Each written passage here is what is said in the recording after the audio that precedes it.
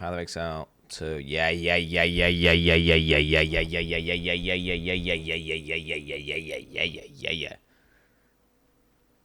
This is mad, guys. Why are you constantly linking this thing of this being angry? Look, I with the power of AI chat, I can summon that whenever I want. Play the video of Ziz being mad. For the power of AI chat. Don't even click on your clip. Yo, you fucking oxygen Boom, thief, see shut that the shit? fuck up. I paid that shit? $1,000 for that, you fucking moron. Do you know what? I'm gonna permaban you because you're a fucking idiot and you should not be in my chat. Please unsubscribe from my channel. Go to hell, go fuck yourself, ram your face repeatedly down a door frame until you pass out because you're such a fucking moron and I don't want a fucking idiot like you in my chat.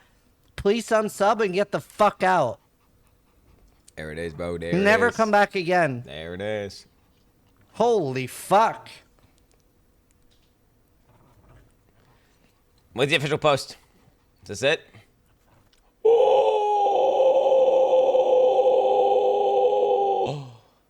Oh my god, get your bug. Okay, so do we start off with the ones that I don't care about the most first, and then I go to the ones that I care about the most last? Do I go to? I mean, what I care about the mercenary, the monk, and the warrior the most. Okay, we're gonna raw dog these. Okay, Stormweaver. Don't really give a fuck about Stormweaver. Gonna be honest, I'm not. I mean, I could give a fuck. Who knows? I don't know. I need like different music for this. Not whatever the fuck this is. Guys, I need music that's like reading music. I'm gonna turn the music right down, actually. In general.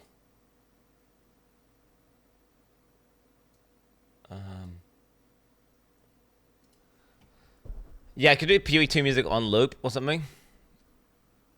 Ah, dude, you guys are somehow requesting... Oh. Oh, wait, no, he's dragging it over. Alright. He's doing stuff. We got someone. Okay, here we go, boys. I mean, this might be a little bit too formal now. We may have gone a little bit too far in the other direction from like rap music. Okay, it's real quiet. Oh, Getting Over It music goes pretty hard actually, because that's like a nice. It's like formal. Oh, bro, this is exquisite. This music is it's delectable. Do you know what? For the end class, it'll work. Okay, so we got Stormweaver. Not planning on playing this class because not my vibe. Exposure you inflict lowers the resistance by an additional 20%. Okay, that's just a strong one. Just a strong one. Okay. So, now, you can lower a monster's res into the negatives. You just cannot penetrate into the negatives, is all. So, that's overall just going to be a strong choice. Pretty boring, though, but it's succinct.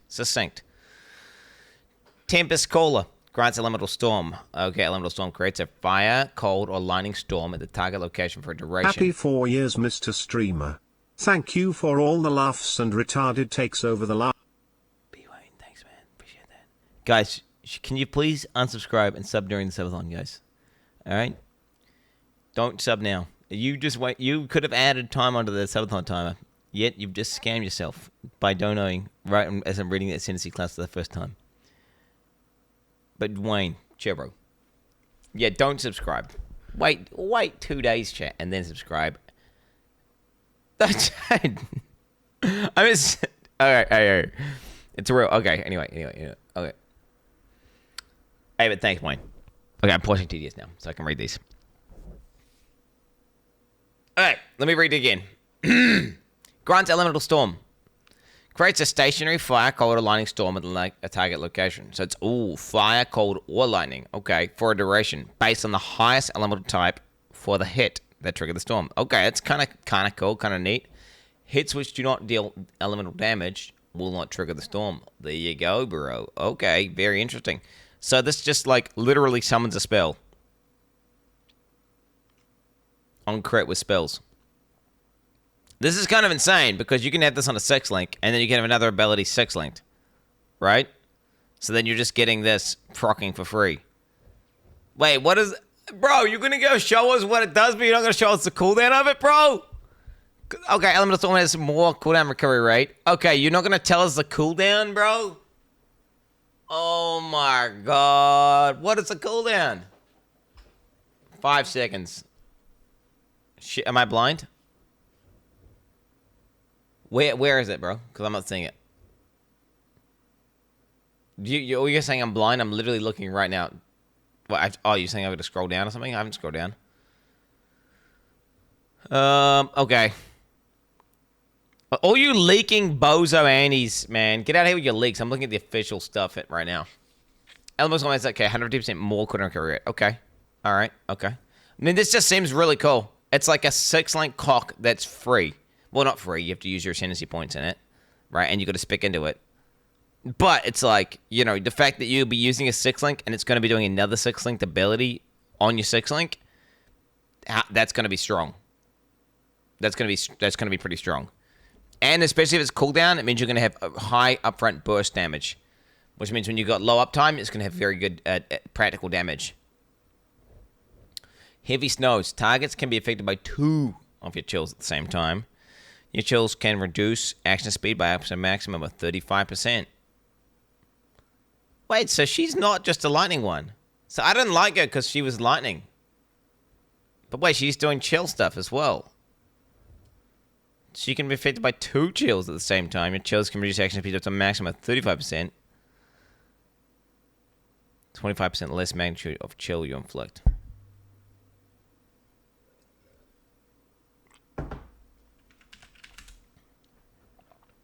So wait, 0.35 is 0.65. 0.65 times 0.65. So wait, no, did I do that wrong?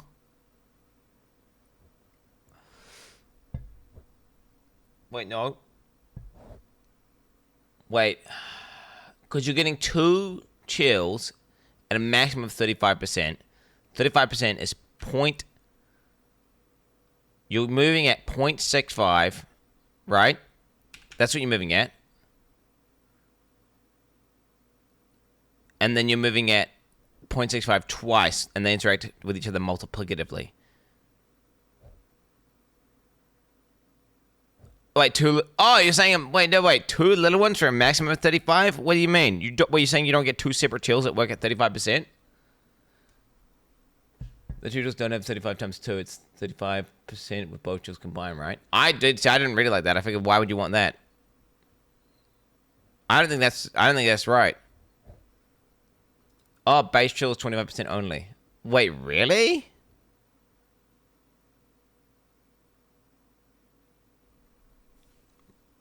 Okay, so it's maximum. Okay, so you can make them move at 0.65. All right, okay. All right, well, there you go. Okay, according to all you leaker annies, bro. All you leaker annies have been deep dive. Okay, obviously a bunch of guys have been, like, leaking and looking at leaks and deep diving on Reddit, all the leaks and stuff. Okay, we're raw dogging these, okay? All damage from hits contributes to chill magnitude.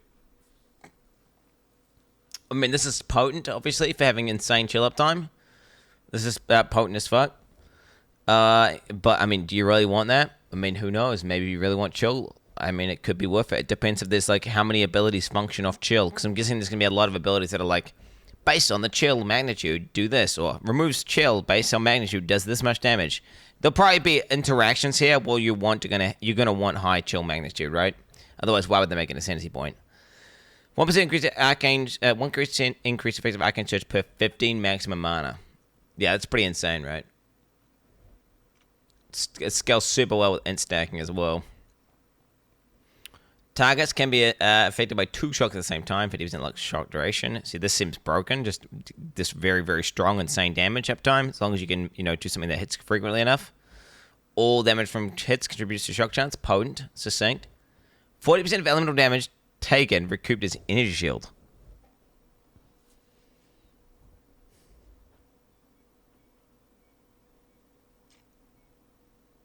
So ES recoup. Only early damage. I feel like this could be situationally overpowered. Well, not overpowered, situationally strong. I feel like versus some bosses, like there'll definitely be a time where you're fighting a boss and it's an elemental-based boss, and then just getting 40% recoup would be kind of nice. To me, though, like, I mean, I just know how easy it is to get recoup, and if you use recoup a decent amount, recoup doesn't save you from getting, like, bloodlusted, right? Recoup is just a nice form of recovery. It's not really, like, something that makes you unkillable or something, because you just get bursted, and then you die. So I don't know if I'd want to point in that. You have Arcane Surge. I love those ones which just say you have and then X. I love those ones. The creme de la creme, mate. Okay. So you permanently just have Arcane Surge. So any effect, think about this. There's going to be abilities that require Arcane Surge, that consume Arcane Surge, that interact with Arcane Surge, that scale Arcane Surge. Basically, what this allows you to do is to have a guaranteed Arcane Surge 24/7, and you can scale the fuck out of it. 10% multiplicative cast speed and 20% multiplicative mana regen rate. Pretty strong. Again, not really my ascendancy. I'm surprised to see the cold stuff, though. Wasn't expecting that.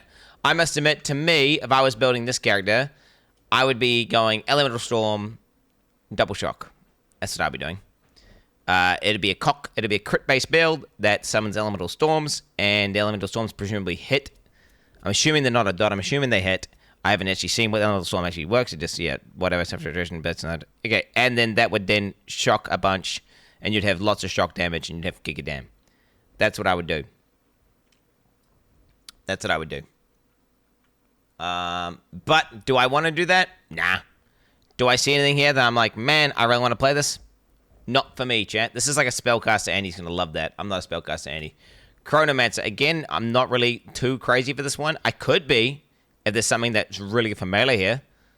Maybe. But I need to see. Let's see. What have we got here? Skills. My favorite witch so far, or the woman, my favorite woman class is the blood one. The blood witch. That's my favorite one. Not this. Not these ones here. My favorite W class. Okay, here we go. Skills have a 33% chance to not consume a cooldown when used.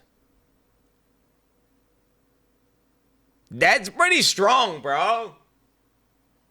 Wait, that means 33% more damage for abilities that are using cooldowns. So, especially things like Hammer of the Gods. Like, it's an RNG. Okay, we're actually going to write this down here. We're going to actually write. We're going to go here.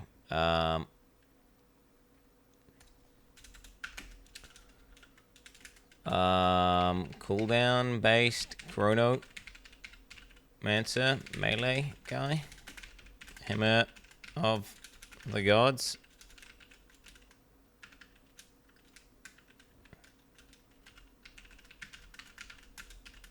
Let's keep looking. Yeah, we got plus. It's also got plus time reset.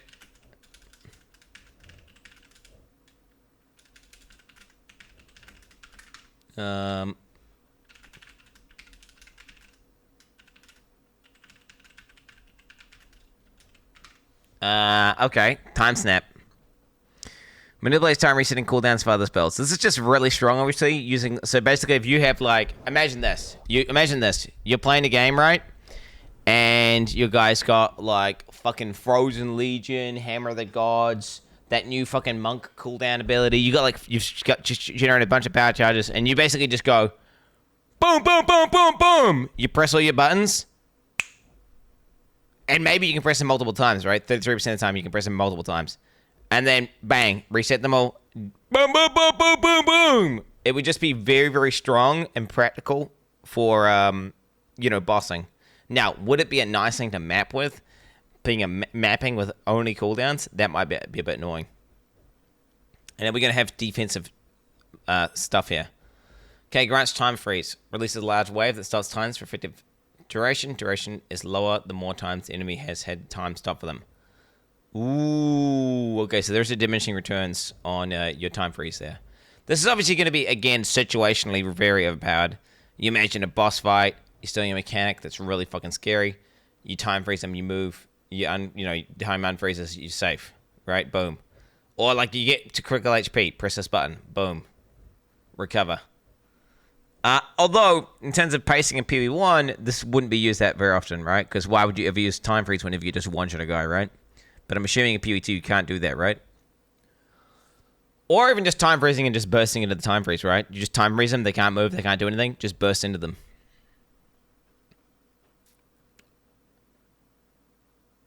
Okay. Footprints in the sand. Grants Temporal Rift. Passively, it leaves after images after your recent pass. Cast the spell to return to the owl's after image, teleporting to that location and resetting a life mana energy shield values to that head at the time. See, in PoE1, this is just like, really, it's super mid. Like, yeah, it's the pacing of the game is too fast for it to be super useful, especially as a ascendancy point. In PoE2, though, assuming it is slower, and the fact that the thing about this, in PoE2, you only get one attempt per boss, right? And if you fuck that attempt up, then you brick your boss, and you're gonna want to, like, you can't just like die and go again. So, like, you can be like, everything's going bad, you're dying, boom, press that button, go back to a healthy spot, right? You fuck up a mechanic, instantly heal. I think depending on the cooldown of this ability. Wait, do we have the cooldown of it? Do we have the cooldown of it?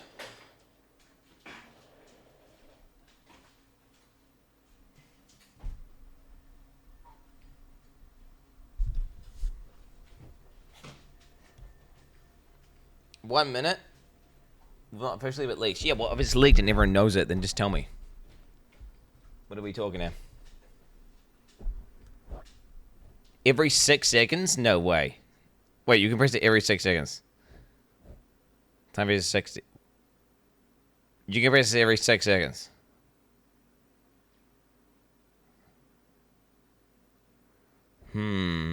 Okay.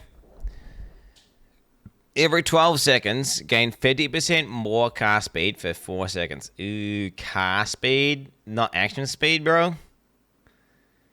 Ooh, bro. Cast speed, not action speed? Ooh.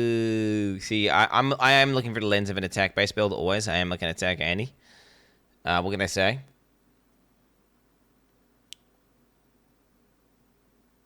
What is going on in my chat right now? Greta Thunberg is doing a 24-hour stream playing this game. Check her X post. Alright, link it, bro. Link it. Okay.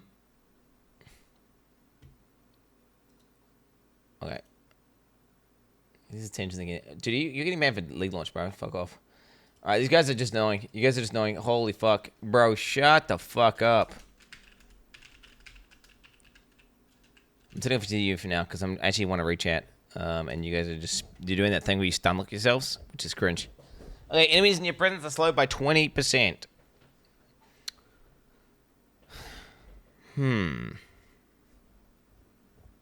That just seems very strong.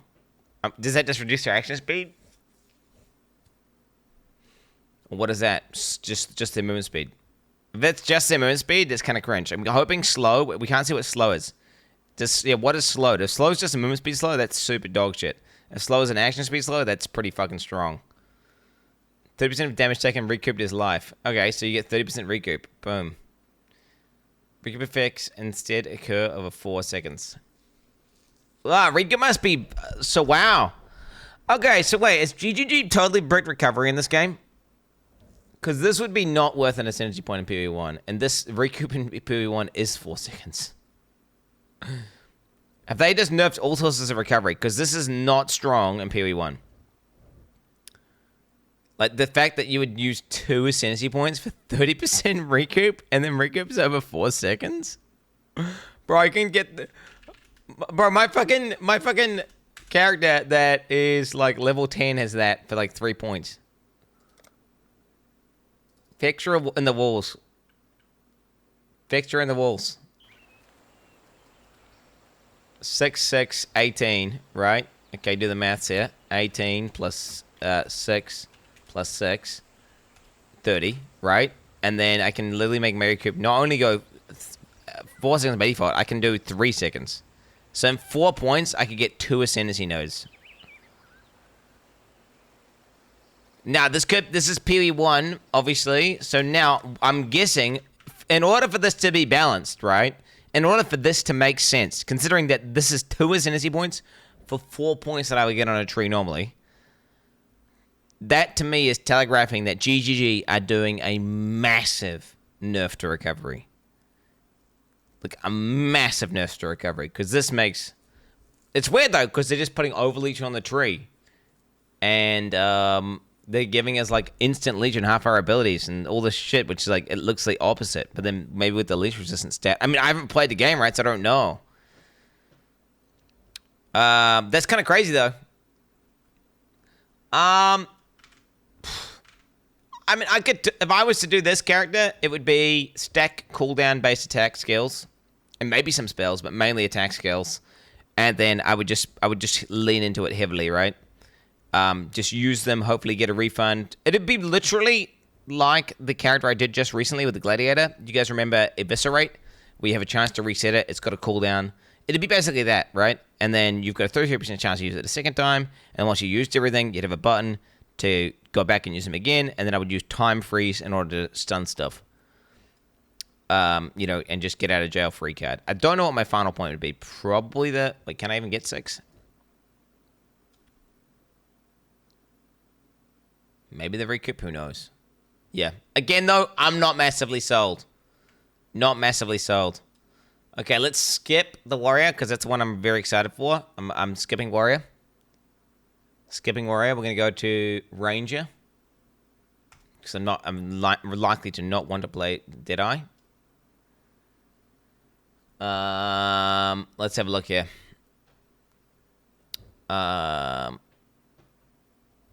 Okay.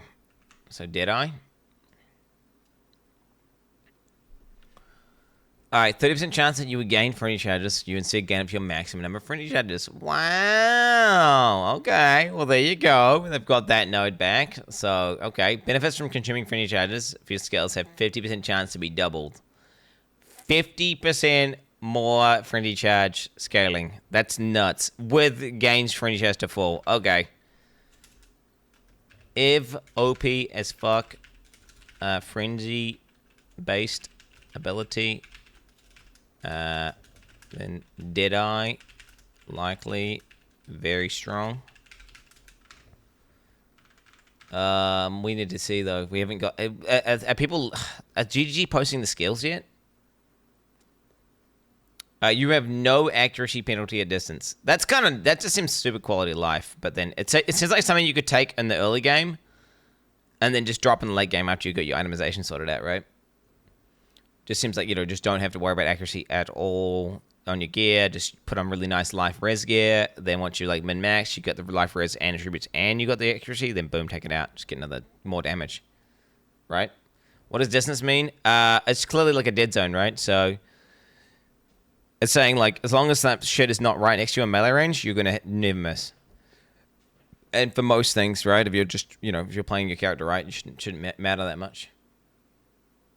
I'm saving Warrior for last, Chad. I'm saving my ones that I'm looking forward to the most for last. Any spoilers will be permanently banned, just to be clear. If you try and spoil anything, you'll be permanently banned. Any mods see any spoilers for the classes I ain't seen, fucking destroy them. Okay? Point blank, 20% more damage with hits targets in the first 3.5 meters of their movement, scaling down to 0 after 7 meters. Okay, point blank. So they got point blank or fire shot. Okay, so you can basically choose to specialize in, like, as a melee projectile or a range projectile guy. Obviously, fire shot and eagle eyes have a lot of synergy there. So you could never miss anything that's far away and do more things, more damage to things that are far away.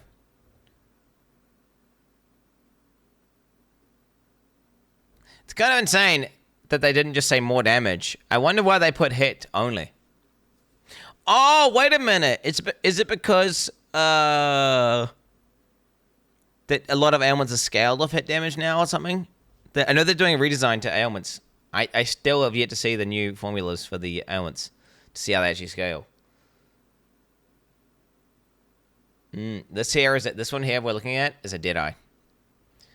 Okay, Endless Musicians, Skills Fire, and Additional Proj.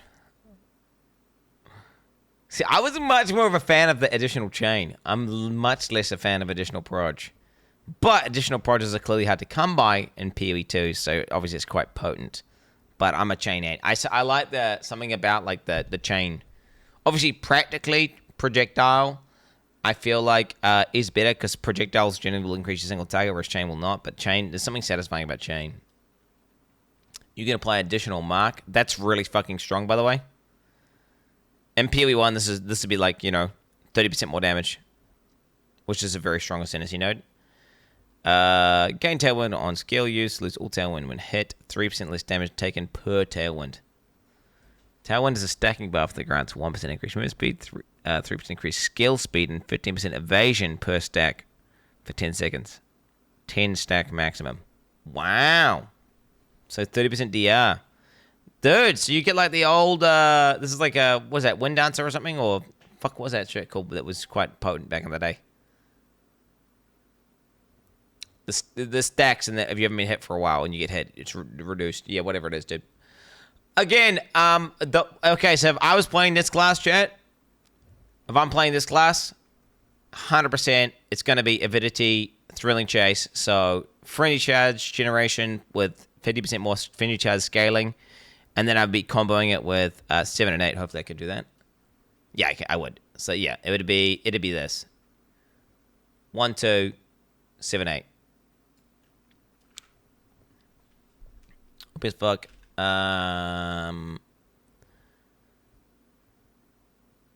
Frenzy charge. Stacking. Plus. Wind Dancer. I'm just calling it Wind Dancer, whatever you want to call it. Wind Ward. It's called Wind Ward.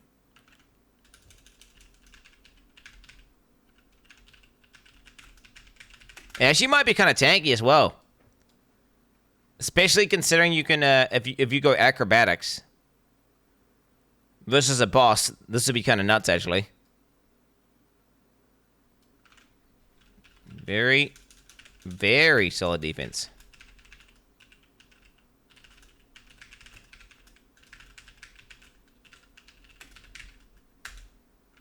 Yeah, so the way this will work, chat, so the reason why this would be tanky, actually, so Deadeye is going to be tanky. So the reason why, chat, is you can now avoid all spells, right? So evasion is now, it used to be like, basically, if you have high evasion, you're basically immune to attacks. But then you would get like shotgun by spells, and it was kind of bad, right? So you'd have to get spell suppressed or whatever, and it would be kind of annoying. Whereas now, you can just invest heavily into evasion, right? And then evasion is working against both attacks and spells, right? And then you'd have to take acrobatics to make it so you would also avoid the air effect spells and attacks. And then at that point, you could evade literally everything. And then when you do get hit, you would have Wind Ward, right? And then that'd be a 30% damage reduction that's up all the time. Well, presumably, because you're going to have super high evasion, right? Now, when it's not up, that's going to be a bad time. And on top of that, red attacks would bypass your evasion if you got hit. But your Wind Ward would still work versus a red attack, so that's pretty good. And it's likely to be up. How do all the PvEs feel about the new gem system? I think everyone unanimously loves it. I think there's no one who wants the old gem system. Because everyone hates just fucking around with the gear, trying to get the sockets right. Do you know what? I kind of like this. I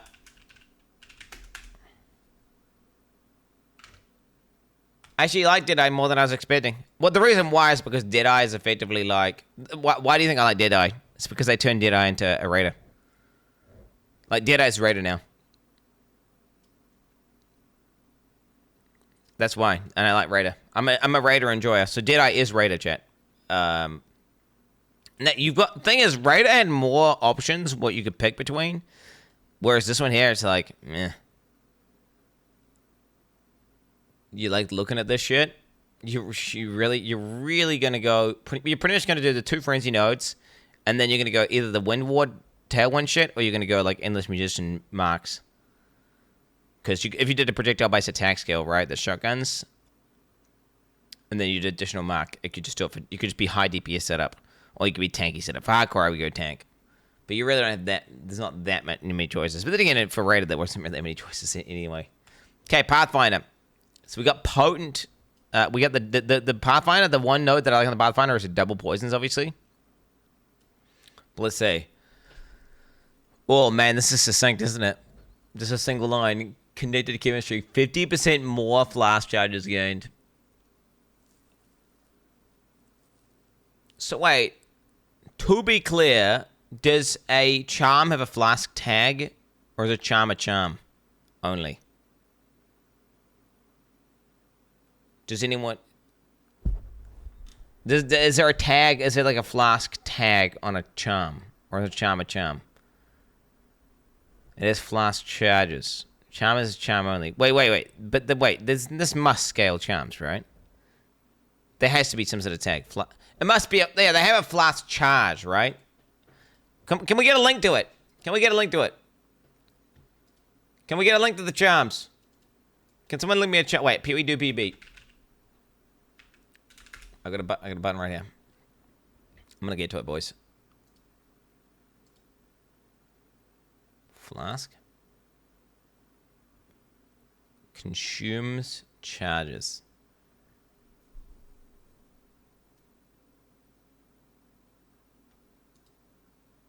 Flask charges. This consumes charges. Refill at wells or by killing monsters. Refill at wells. I mean, okay, look.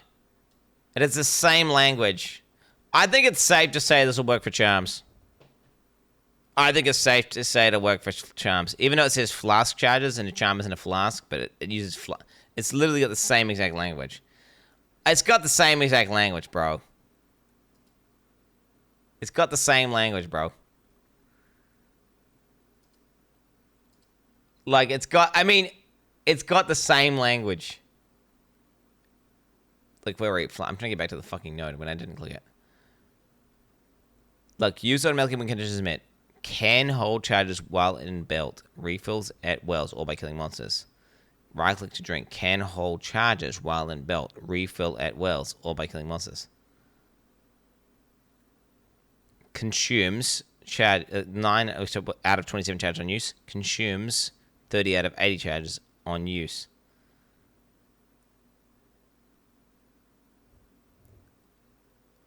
Yeah, I don't know, dude. Okay, all you guys are Dunning-Krugers right now, by the way, who are acting like you know. Unless someone has actually leaked it. Right, unless they've actually leaked it.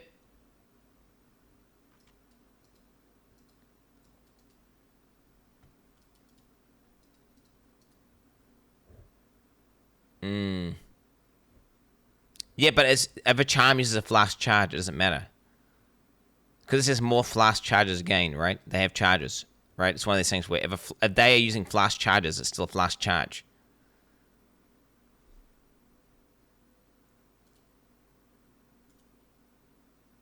Alright, bad for PoE launch, nice.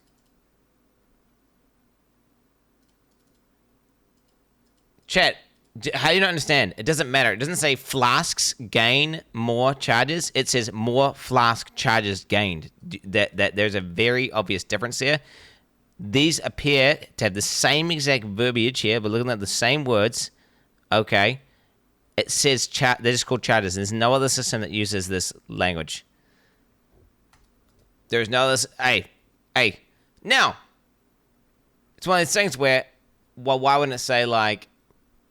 well, the thing is, if they both use flash charges, that's what it would read. Hey, we have to wait, or or there'll be a leak, right? Either or. We have to wait, or we have to have a leak. It doesn't matter. It's one of those things where, yeah, we have to see. Oh my god, bro, I'm getting so fucking derailed. Okay, banned for league launch. Congrats, dude. I don't know how else wants to get banned for league launch. I don't know, dude. Holy fuck.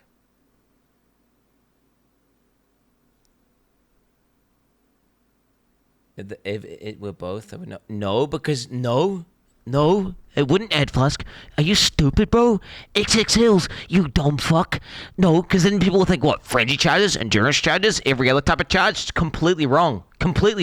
It needs to say flask charges. These things have charges that read exactly the same as flask charges. It is in your belt. They refill at wells. For all intents and purposes, these are flask charges. This is it's a charm, but it could consume flask charges. How do you understand? There's a difference between, if it said flasks gain 50% more charges, that would be flasks gain 50% more. Okay, this is 50% more flask charges gained.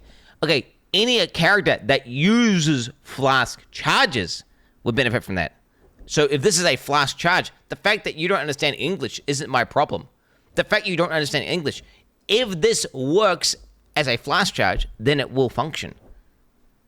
Now, we don't know this. We don't know this. After looking at it and reading, I can see there's obviously a differentiation between a flask and a charm, which is what obviously, but I wanted to see how they read.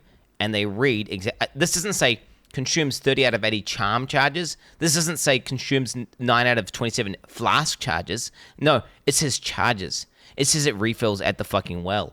This looks like a flask charge. It reads like a flask charge. Everything about it is a flask. It is not saying flasks gain more charges. It is saying more flask charges gained. So if charms use flask charges, guess what? That fucking works. You fucking low IQ. Now, we don't know that, but based on what I'm reading, it looks like it could. Which is what we're saying. But okay, anyway. All right, we're just gonna put ban these guys. Wait, did I somehow ban the wrong guy, or is this guy the same guy typing the same thing twice? What's going on?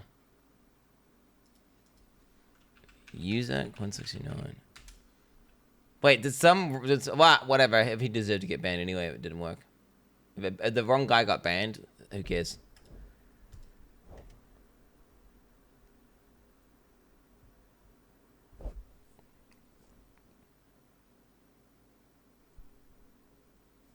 You think the wording flash changes gains with count for charms? I mean, how, brother?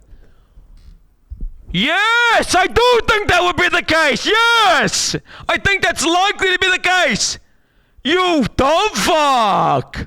Holy shit! They are automatic flasks. They are literally a flask that has a fucking picture change. It's literally just a flask with a bit of currency on it. That's what it is. And they've just called it a charm. And they don't say charm charges and flask charges. They both say charges. And they both read exactly the same as flask charges. Yes, I do think it's very likely that charms use fucking flask charges. Holy fuck. Oh my god, bro. I swear to god, dude. Whenever fucking charms use flask charges, dude, which, don't get me wrong, I'm not saying they will. I'm saying... I'm saying right now, if there's a fence here, I'm leaning towards that they actually do use flask charges, right? That's what, yes, you're all going to say it was just one guy as well, and I'm going to just have a mental breakdown. Hey, whatever, dude, we don't know the answer, and the only way we can know the answer is someone leaks information, which is fuck those leaking little cunt, fuck, I'm about to fucking slur, bro. I'm about to fucking slur. These fucking cunts, okay? Fuck leakers. If you're a little leaker ass bitch, fuck you. Fuck you. Slur doesn't... I didn't say racial slur, chat. I said slur. I'm trying not to slur.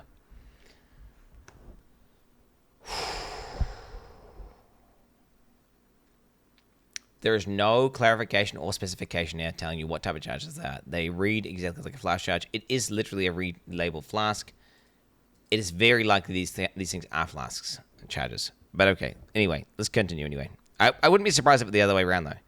Okay, live flash effects. I just love how, like, people are so vehement, right? I like how these people are so confident. They're always so confident. It's always the Danny Cougars as well. I literally hate that. It's always the Danny Cougars. They're so dumb, and they're so confident. It's because they know nothing about the game or the mechanics, and they just double down on something, and then they're wrong, and then they try and say it was one guy. And they just keep doing it. It always happens over and over again. It's my pet hate, chat. Is my pet hate the Daniel Krugers of the world. Just know, like, every time that you do this, where you double down and you think you're right about something and you're wrong about it, I think less of you as a person. Okay? That's all, like, you go down in my eyes. Okay, you're a Daniel fucking Cougar, okay? But okay, anyway. All right, anyway, okay.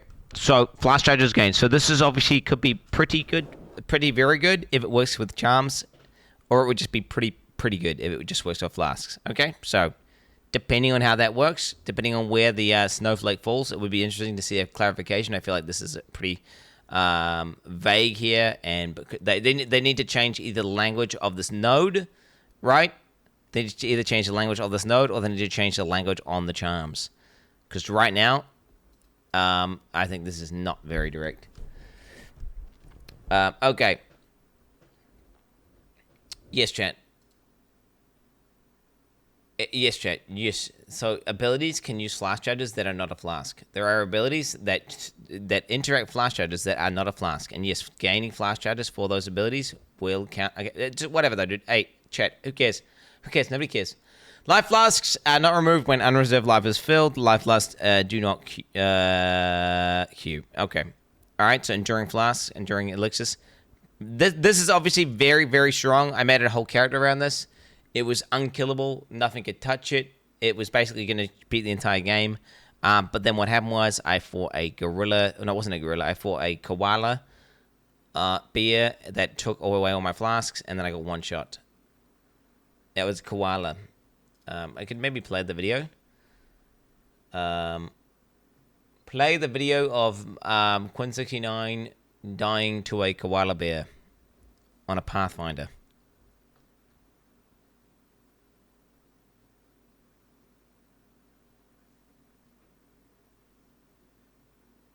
Morning.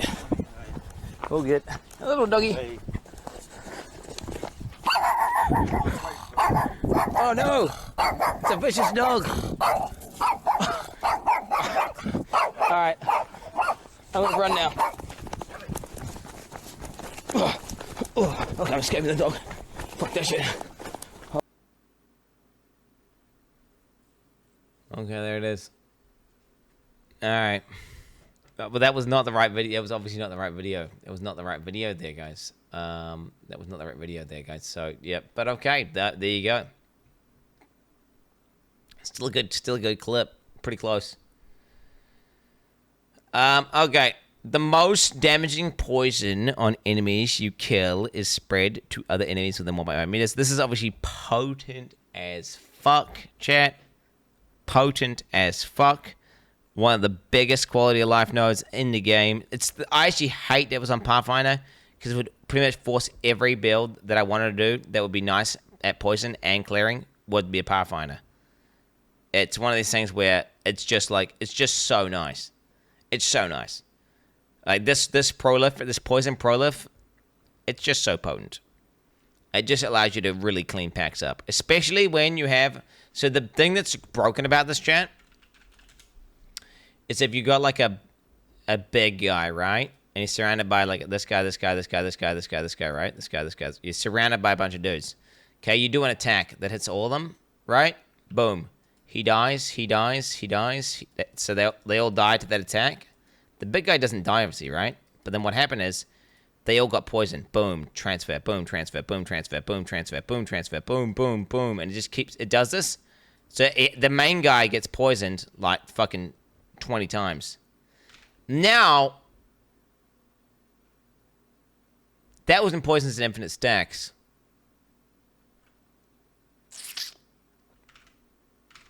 Now there's a finite amount of stacks you can have. So this actually does lose some potency, doesn't it? This does lose some potency. This loses some potency. Actually, now that I've just done my graph and I'm looking at this, do you think about it? That whole fucking mechanic of doing that, so if you have a stack of 4, right, only the first 4 will count, right? So then you'll just have this many.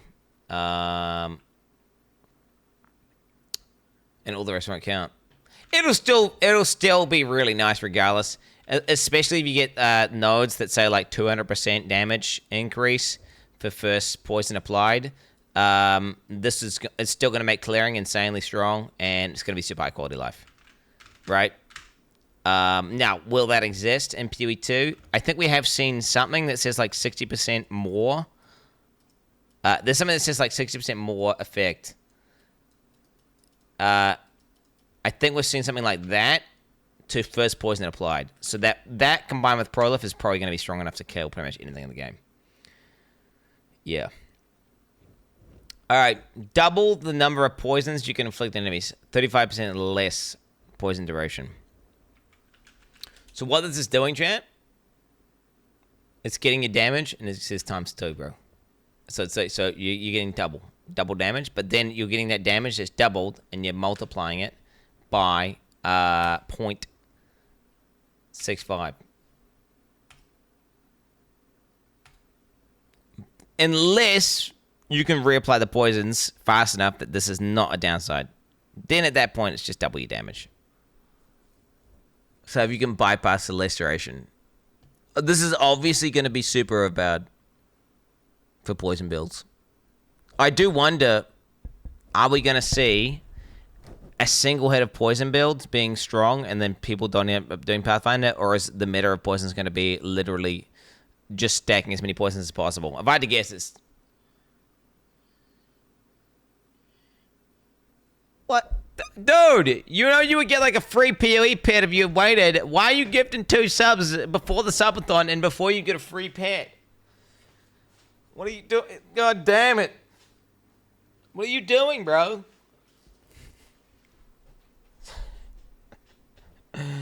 Hey, regards. Thank you, man. Appreciate that. Okay, poisonous concoction. Consume charges to gain a mana flask. Wait, consume charges from your mana flask to throw a bottle that explodes, dealing unarmed cast damage in an area. Poison inflicted by this cast more area effect. Okay, so basically you can pick mana. So yeah, it turns your mana flask into a DPS button. Alright, that's kind of cool. The concoction skills are only on Pathfinder. It really adds flavor to the Pathfinder. I don't mind them doing this, by the way. I don't mind them having like these skills, especially considering you can link them to your character. What's important to note is this is a guaranteed 6-link skill at level 80. So like, you know, you spec into this ASAP. Where is this? 5A? Yeah, so if you went Ascendancy 1, Ascendancy 2, you could literally have your 6-link. Yeah, so the way this works is, so the way these work, chat, is this. The way these work, skills you get on your character that are inherent to your character, so like ones you get from your Ascendancy, are automatically socketed, and they gain sockets as you level. And so, and they have 5 support sockets at the point which you hit level 80. So basically, you would pick this super early in the game, right? So like halfway through the game, you get your second Ascendancy, and then you would have like a skill, which is going to be like a 3-link or whatever, or a 4-link. And then as you level up, it'll turn into a 5-link, and then as you level up, it'll eventually turn into a 6-link for you, which is that's pretty cool. But yeah, it's just second. You have to go to 3 first, it looks like, and then to 5. I don't know why it goes 3-5, but I guess that's how it does it. That is how it works. It's first Ascendancy? Wait, how's it first? What do you mean it's first? How is this not first? Oh, I see. This is not a big one. This is a small one. I'm just looking at all these small ones over here. It's kind of deceptive because of the fact... Yeah. Okay. Oh, well, so then you can get it at your first Ascendancy. So that's just really strong. Yeah. So why they got the little ones labeled like that? Oh, it's not a 3! The 3 is just next to the fucking circle that's here, bro. Oh my god. Okay, so that's... Yeah, this is fucking scuffed. This is scuffed. Okay, whatever. Okay, that's why it goes 3-5. So it doesn't actually go 3-5. It just goes 5. So you can just go 5. So, okay, so that makes it even more potent, actually. That means you could literally League launch as a Pathfinder, and you could, on your first Ascendancy, get an ability that's going to automatically gain links as you level up. So you'll just gain power as you're playing. Now, will you be able to maintain mana flasks? I don't know. Will you be able to maintain mana flasks? The bleeding concoction seems super weird. Consume charges from your mana flask to throw a bottle at dealing unarmed physical damage to bleeding and inflicted enemies. I swear to God, a bleeding concoction is the best way of bleeding, bro. That'd be super lame, bro. Whoa, what the hell is this? What the hell is this? Grants 5 passive skill points. 6. What the hell? Let's say you get 5% damage per point. Times 5, 25% damage. That's nuts.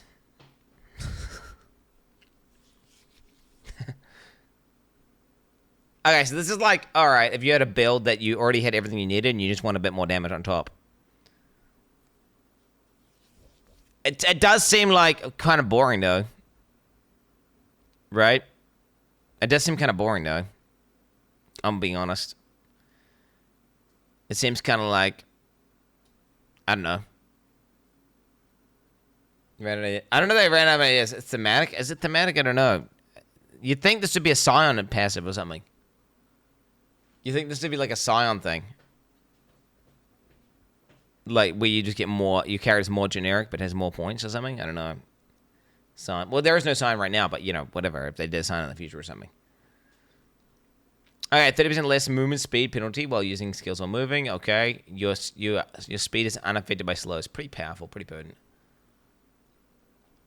Okay, the only build I see with Pathfinder is poison that I would like to do. I wouldn't want to do anything else. Yeah, poison. I would do poison stacking build. It'd be poison stacking build, double poisons, plus prolif, plus enduring flask.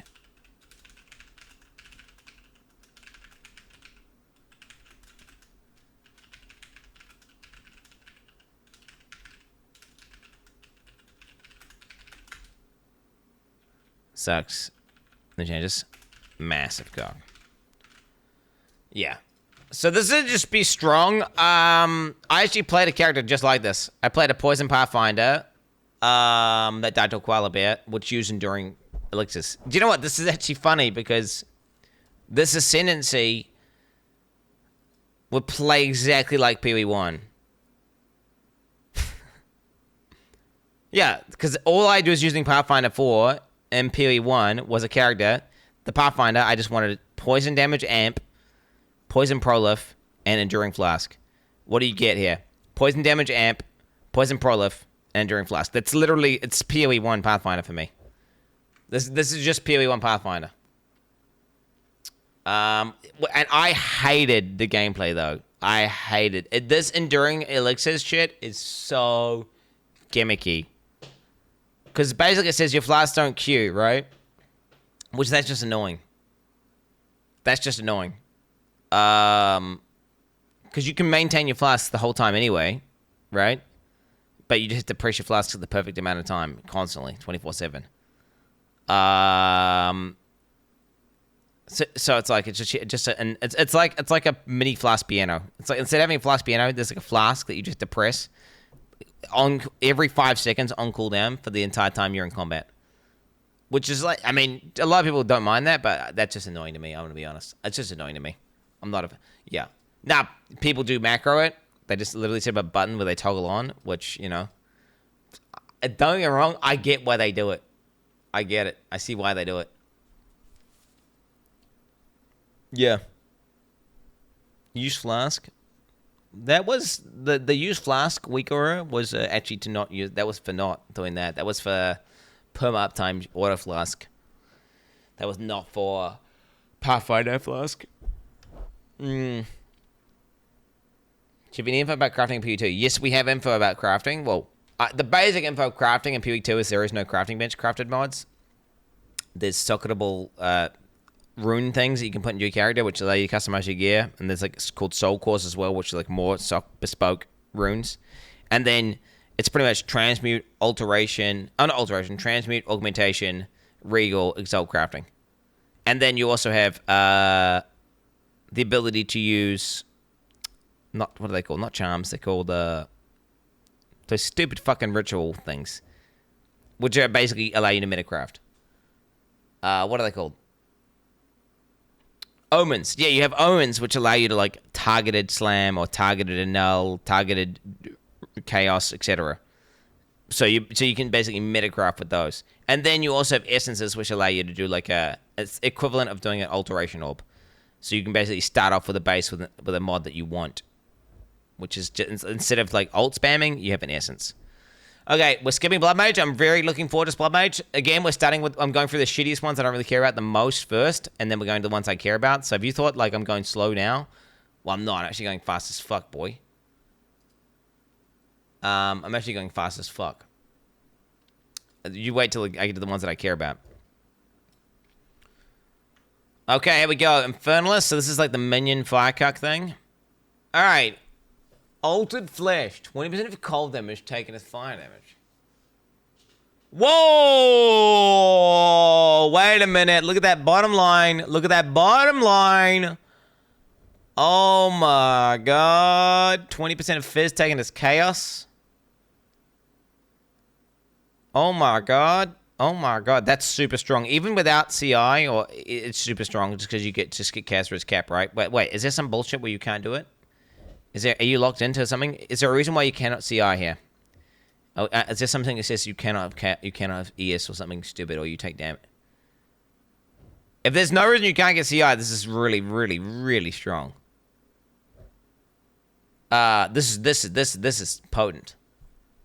Okay, well, we're just gonna write this down. Altered Flesh, bro. Holy fuck.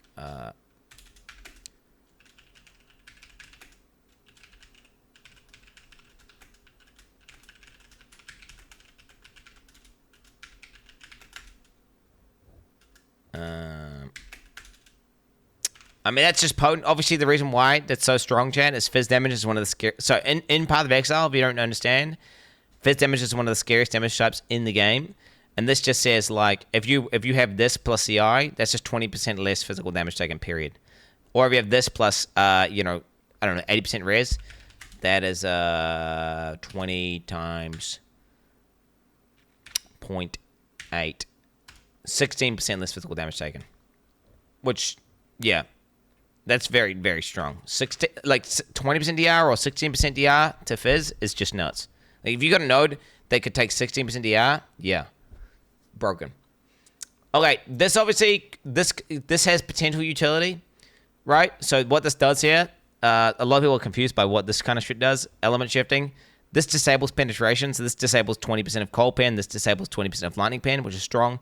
And also, it allows you to do full converts, right? So if you have items that convert damage and you stack this on top, there's a chance that, you know, you could be 20% off, and this could allow you to get to full convert. Once you full convert, well, then you know, you can literally ignore that res altogether, and you can do some really nutty shit. So but that's like advanced gamers only. So advanced gamers only.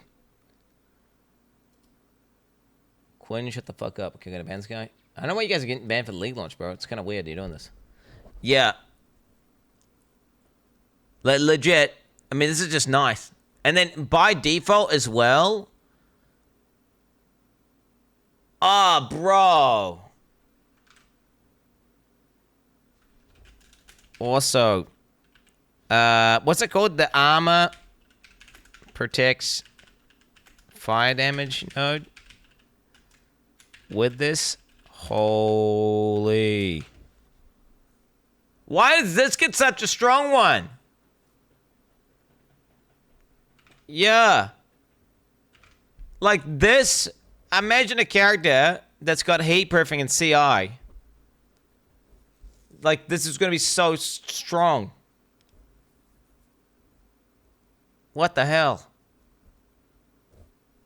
That's crazy. That node is the craziest node I've seen out of all the nodes I've seen.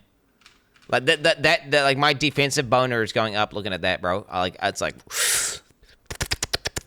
okay, what's this? Reserve 25% of life, plus 1 to maximum mana per 6 life. Okay. BDAT's gaze, bro. BDAT's gaze. So that's obviously pretty strong. For mana stacking. So if you're doing yeah, some mana stacking build where you're scaling mana nodes, and you can also use that with Mind Over Matter, for example. That's obviously very strong. You got super high mana regen, all that shit. So Mind Over Matter, BDAT's gaze. I can see a lot of synergy there. BDAT's will reserves 25% of life, plus 1 max for every 20 life. Oh wow, so you can do a low life vote. Oh my god, wait, what the hell? BDAT, bro, this class design's actually really cool. Wait, what the hell? This one's kind of crazy. So you can do spirit, you can do mana, or you can do ES. Lot of low life options there actually. Ooh.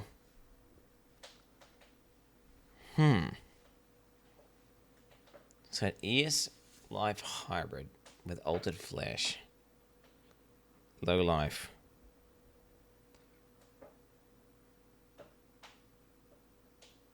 Yeah. Yeah, you could. I don't know. This is very interesting. This is very interesting. This to me, there's like you can do different combinatorics wise. Wait, how does this like? Wait, this is how can we choose how that works? What is it? So 2, 3, 4, 2, 3, and 4. Oh, 6. So you could just pick whatever combination you want.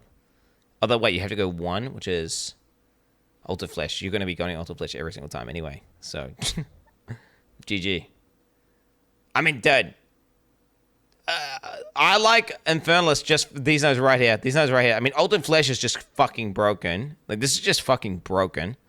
And then these are all really cool because they're all build defining as fuck. You know, they're all ways to, like, completely fucking warp your character. And you can combine them in any... You could be, like, you know, some sort of mana stacking spirit guy with Mom, or you could do fucking combo. You could do like mana, spirit, and life. Or you just do one. Maximum. Okay, Master Darkness, Demon. What do we got here? Grants Demon form. Shapeshift into a demon, vastly boosting the power of your spells. Ooh, spells only. You gain demon plate every second you're in demon form, causing your life to be at an your life to be lost at an ever increasing rate. Revert to human form if you reach 1 life. Use a skill that isn't a spell. Use a skill that isn't a spell to or reactivate the skill. Ah, okay. So you can just use this. Okay, so you can get out by either pressing it again or just like pressing it an attack. That means you can't use attack-based movement abilities. Although I don't know if that's even a thing in PoE2. We haven't even seen one. So maximum 10 demon flame.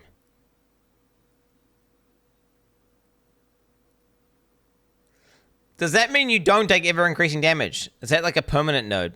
So you can just be a permanent 10 stack? Yeah, so that means you don't ramp. So yeah, I would be much more likely to take that if I was a demon gamer. That whole vibe of like, oh yeah, you keep ramping higher until you eventually die. Like, fuck that. I think I prefer like a 10 perma setup myself. There you go. So that you can choose to go raw dog and just have that thing where you fucking eventually die if you're softcore, or you could do the one where you just perma. But then again, wait, what other nodes have we got here? Maybe there's some other broken nodes that maybe you don't want to do that. I'm not gonna lie, I'm not actually a huge fan of demon form. I actually don't like it myself. I just don't. I don't really vibe with it. I don't like the aesthetic of turning into a demon. You know, I don't like the permanent ramping degen thing. That just sounds like a good way to die. And then like the idea that I'm gonna use 2 synergy points on it, unless it's like really strong. Okay, Paramedic Pact. Maximum mana is replaced by maximum Eternal Flame. Gain Eternal Flame instead of spending mana for skills. Take maximum life and energy shield as fire damage when Infernal Flame reaches maximum.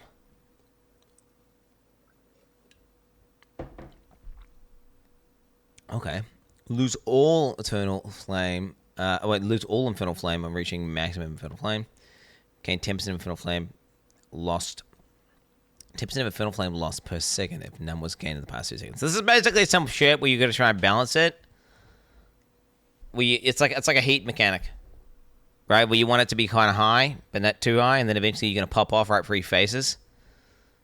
It's a weird way of doing a resource. I'll allow it though. Fair enough. Okay. This could be some shit where you just completely loop it as well. You just ignore it. Like, who cares? Because it will just average out at 50%, right? As long as you can, as long as you got the recovery to handle it, who cares? While not on low Infernal Flame, all of damage from you and allies in your presence contributes to Ignite chance and magnitude. Oh wow! So this is the Ignite gamer now, huh? Wow. So magnitude must be an Ignite effect, and Ignite effect is like Ignite multiplier. Ooh. Do we get one that says all your attacks can, all damage can ignite? Because that's like the big one. While in higher Infernal Flame, you and your allies in your presence gain 20% of damage as fire damage. Ooh. Yeah, see now, fuck that. Fuck Demon Form, homie. Fuck Demon Form. Wait, we can do 8 and 9, right? Wait, oh, we can go. I would want to do, wait, I want to do 7, 9. Can I do that? Can I do 7, 9? You can do 7, 9. Yeah, so 7, 9 is sick. Yeah, I'd be 1, 7, 9. No, 178.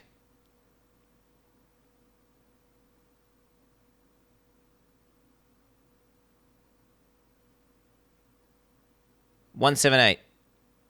Yeah. Wait, what? Mate, could be 1789. 1789. Forsen died. It's always in the morning, bro, when you're spaced out, bro. It's always in the morning when you're spaced out. What happened? Forsen Brett, bro. So it's porcupine or what?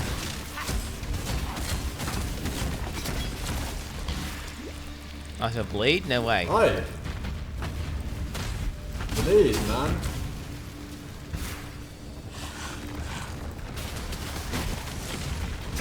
Card of blood, card of blood, card of blood, card of blood. I mean, it really is so fucking laggy, man. It really is so fucking... What do you... What did he do? What did he do? Wait. Wait, oh, his latency is fucked. Wait, his latency is fucked.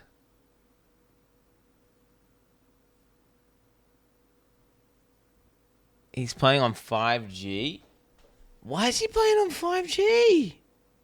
How's he streaming on 5G? What's he doing?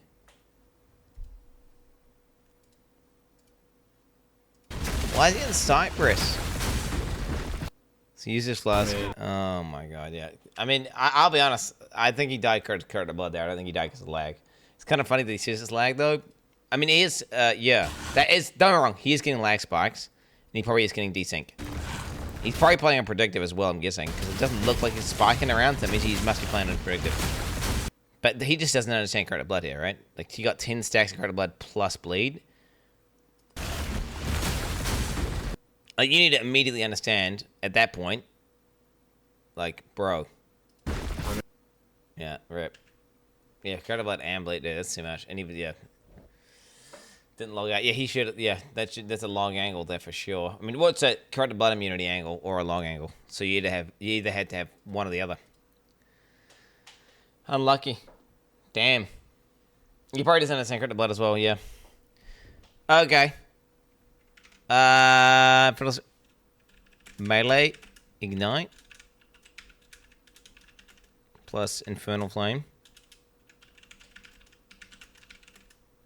Bro.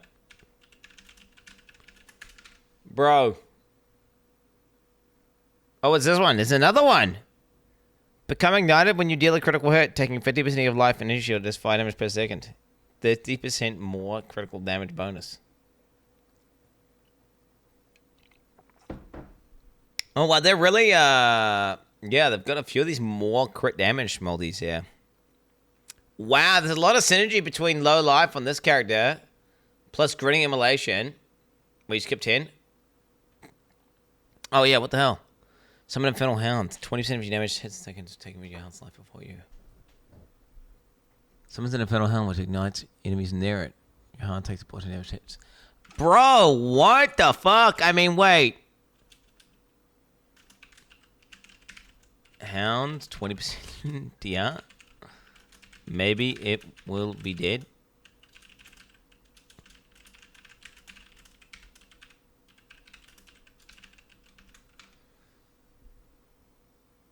Wait, does this cost... Does this cost spirit?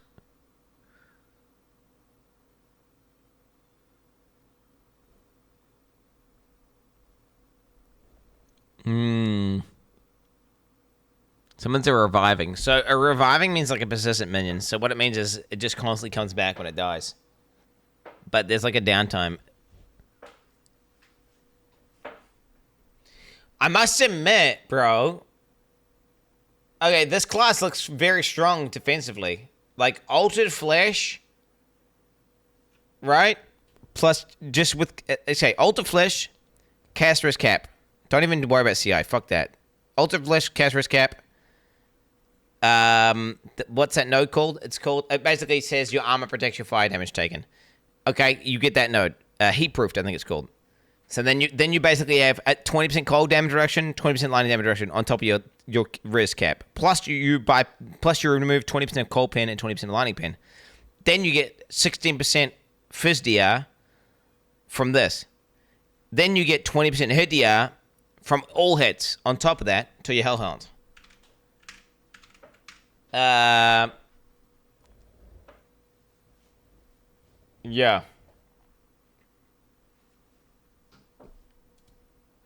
Where are we? What is this? Am I supposed to hear him? What the hell's going on? Can you guys hear him? Because I can't hear him. What's going on here? Does that work for you guys? Is there supposed to be sound here?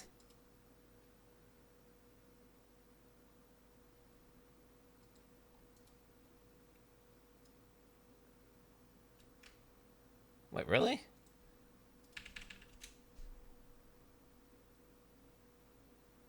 Let's click on something. Click on this. What the fuck is going on?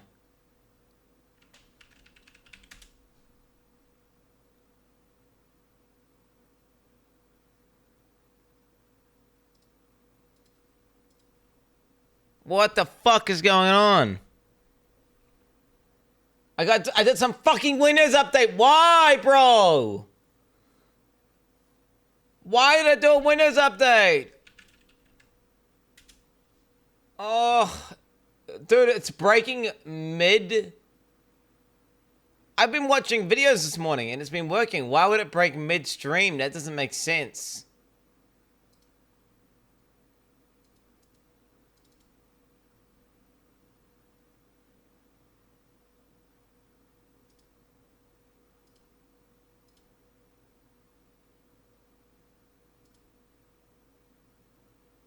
Okay.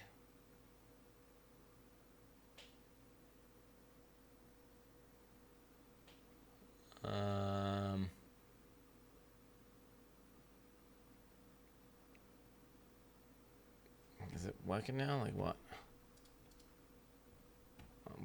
Bro, what the fuck's happening? What the fuck? 2, Oh! 1. Okay. Okay. Here we go.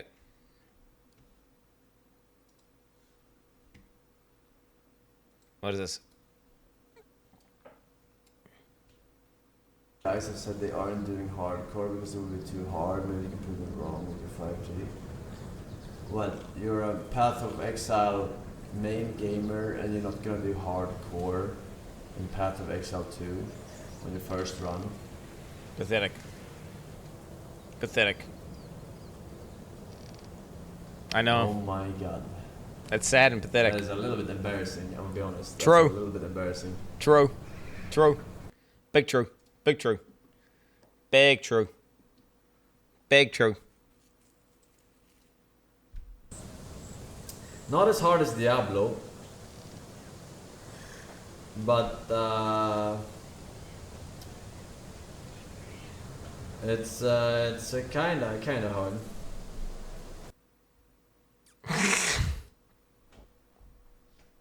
He didn't get through the campaign, though. He didn't get through the campaign, bro. He didn't get through the camp. He didn't get through the campaign, bro. Like, don't get me wrong. Once you do the campaign, you're in the end game. But like, you got to get through the campaign. But yeah, carding blood death is kind of lame. Yeah, it's pretty lame. Okay, anyway, where was I? Okay. Where was I? Grinning Immolation, by the way, chat. So what does this have synergy with? What am I thinking? What do you guys think I'm thinking? Low life, yes. The low life node would be potent as fuck with this. And guess what this character has access to? Low life. So then you got 30% more CHD combined with 30% more CHD, I think it is. How much is it? How much is the low life node? What's that fucking website that shows the nodes? What's that fucking website? Doesn't matter. You could do low life at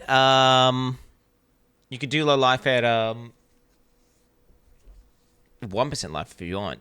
You know, whatever, bro. Dude, low life mom, log in. So there's no there, right? 30% more critical damage when on low life. Yeah, so yeah, 30% more plus 30% more. So with that plus this, you'd be 1.3 times 1.3. So 1.69. So basically 70% more CHD. 70% more CHD. With grinning elevation plus low life. Or should I say 69% more CHD. Very nice. So, low life, Infernalist, crit build.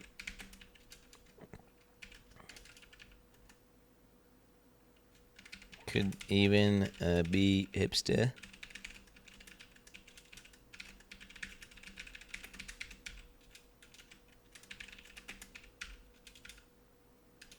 Yeah, with yeah.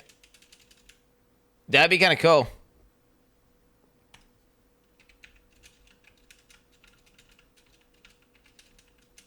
Dude.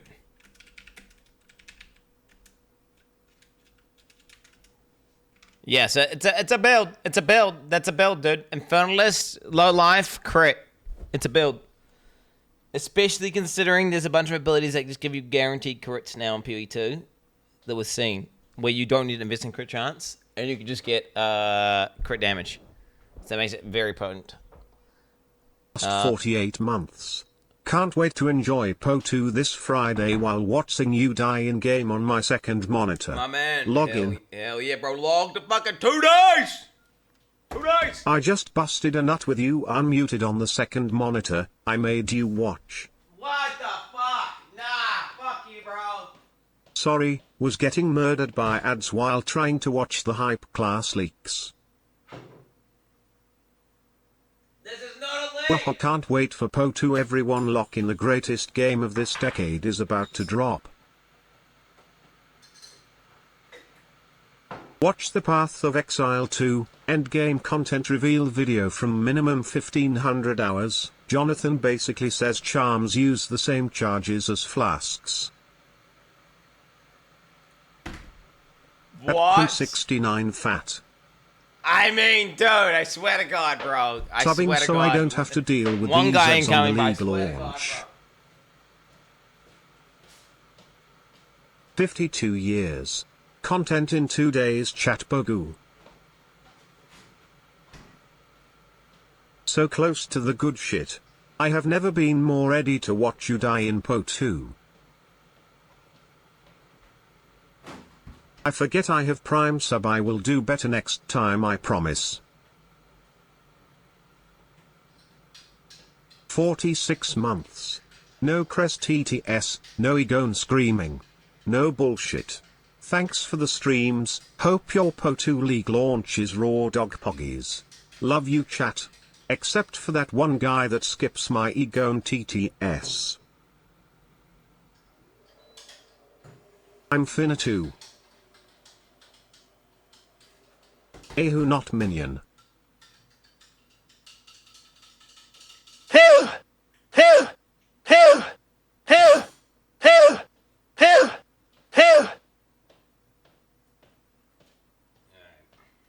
B4 bad.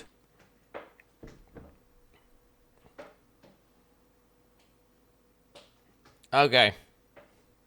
That was loud. Forcing on melee builds. What's he going to say about melee builds? Okay. We got force on melee. We got all sorts of awesome takes coming out right now, boys. All sorts of awesome takes. Out the wazoo. To-do. Wait, I mean, it's to-do list. Restart all audio devices.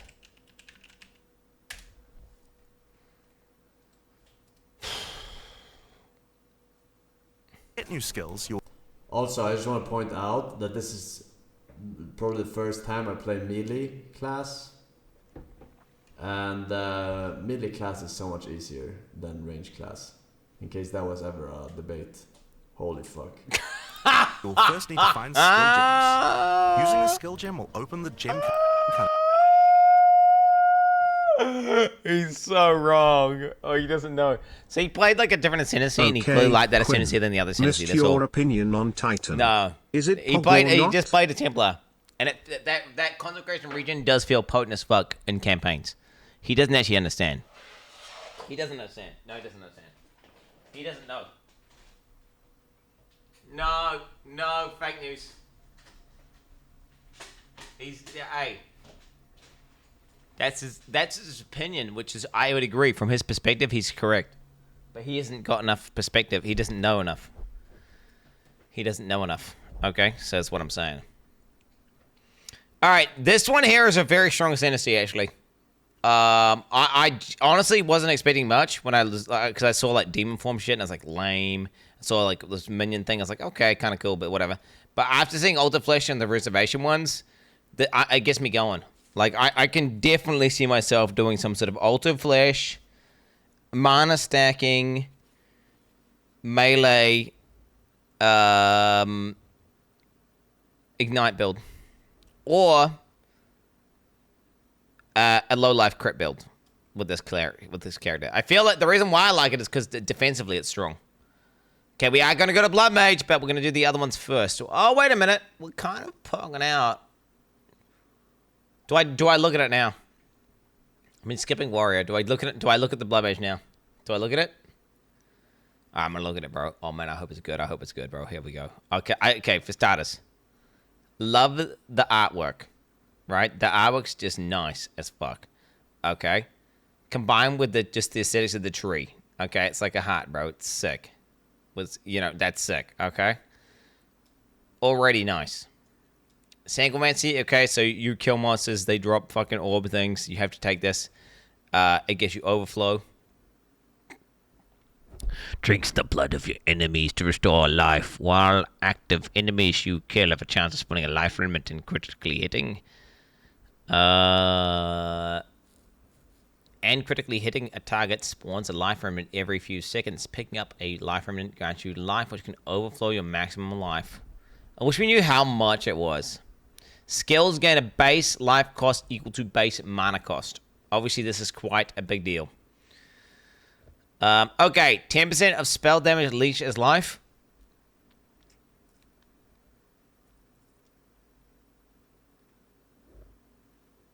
Okay. I'm not a fan of spells, so I'm not a fan of this. I'm not unfortunate. Wait, where's that one at? 2. Okay, I don't have to pick it. Sick. I don't have to pick it. I don't care. I don't mind if it's a shit one. If it's a dead node that I don't have to pick ever, Does that's cool. life remnants work with minion kills?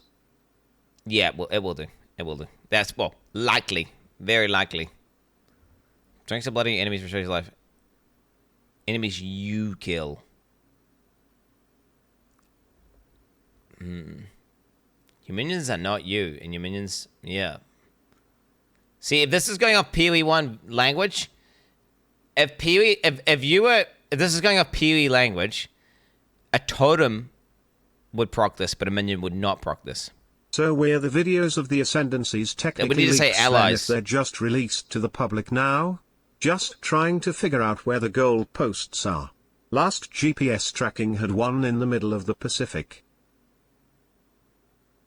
Noodles, you moron. So the Ascendancies leaked. We were waiting 24 hours to see what would happen.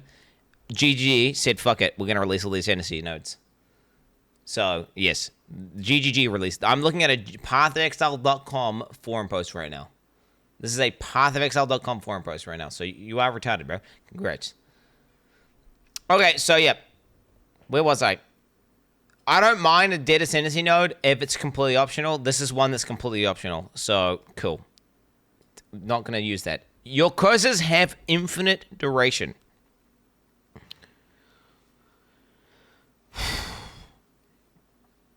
This is a powerful node if there's other interactions with curses, like things that increase curse effect based on duration, or things that say like deal damage based on how long curses being the enemy for, or, you know, ends a curse and then based on its duration it does damage, and it's got infinite duration, so it does something stupid. But if it's just purely quality of life, if there is no interactions like that, well then that's going to be shit. You know? But now you don't need to pick it, so, okay. I feel like this opens up, depending on what GGG have put into the game, this could either be really, really broken and build defining, or it could be complete dog shit. But I guarantee you at one point in the game, if not already, this will have a broken interaction. Because they will put something in the game that scales with curse duration, and then it's going to say infinite duration, and then you're going to have to do something really stupid with it. That's what always happens. Whenever they have something that says infinite, that always happens. Like, it always, every single time. So, this at one point will be broken, if it's not already broken in the game currently. Just saying. Alright, gain 10% of damage as extra physical damage.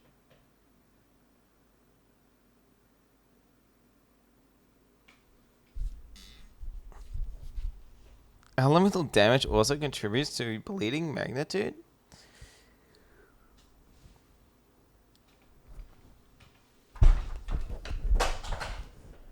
That doesn't even make sense. How are you bleeding someone with elements, bro? Because, like, if you... I mean, I guess you cut them open with the ice or something, right? You slit their arm open with ice. But then the fire would, like, cauterize. Like, right? It doesn't... Fire, I don't see how fire does that. And lightning would burn as well. I get it was ice barbs or something. Blood clots? You're gonna blood... I mean, okay. It's true. True, it's sharp fire or something. Which spells? Okay, so bleeding magnitude is this new shit. So this is like what it's describing. It's like the overall bleed damage. So it's clearly saying elemental damage. It's saying all AoE damage and fizz damage combined as to scale the magnitude of the bleed. Is what it's saying. Okay!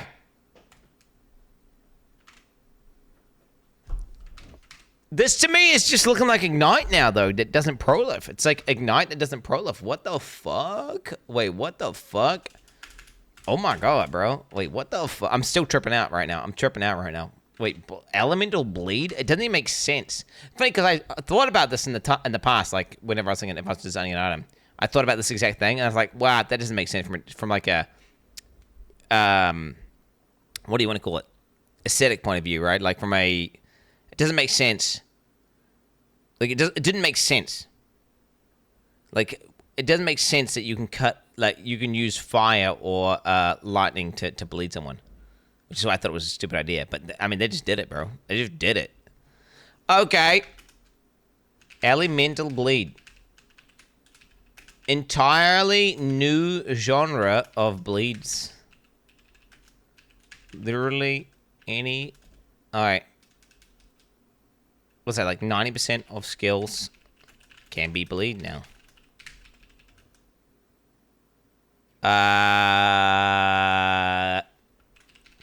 Blood Girl.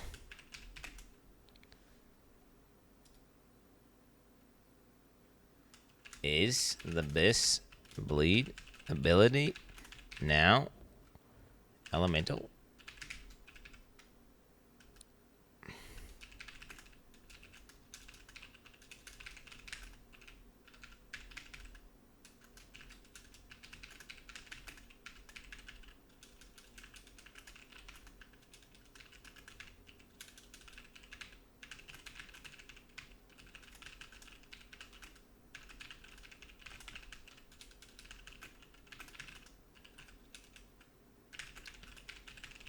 So basically, back in the day, you'd be looking at like bleed scaling and be like, what's the best for bleed scaling? How can I scale bleed? And then you'd look at all these abilities and you see this ability, right? You see an ability and you'd be like, bro, could you imagine if I could bleed with that ability?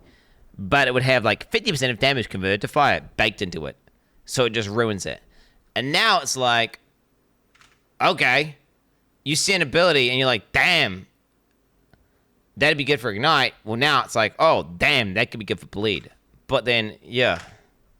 This blurs the line between Ignite and Bleed. I guess the difference between Ignite is that you're going to have Ignite. Like, you're going to have Prolif, I'm guessing, on the Ignite. Which, yeah, that's different. Yes, 40. So if you're doing a fire attack, right? And then you have to know this is 40% increased fire damage. That will increase the fire damage, which will increase the bleed damage. I mean, okay.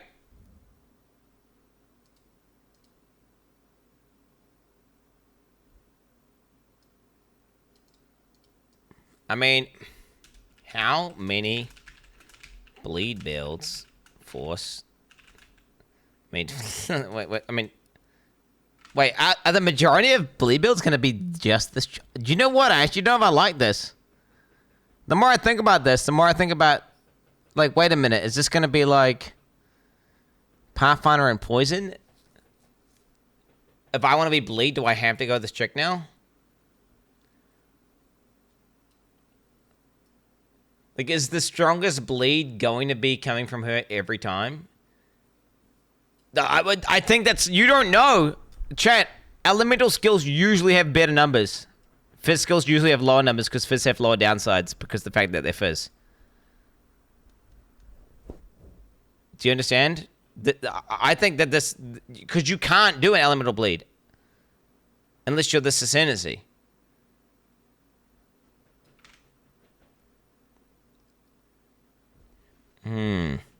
Need to investigate.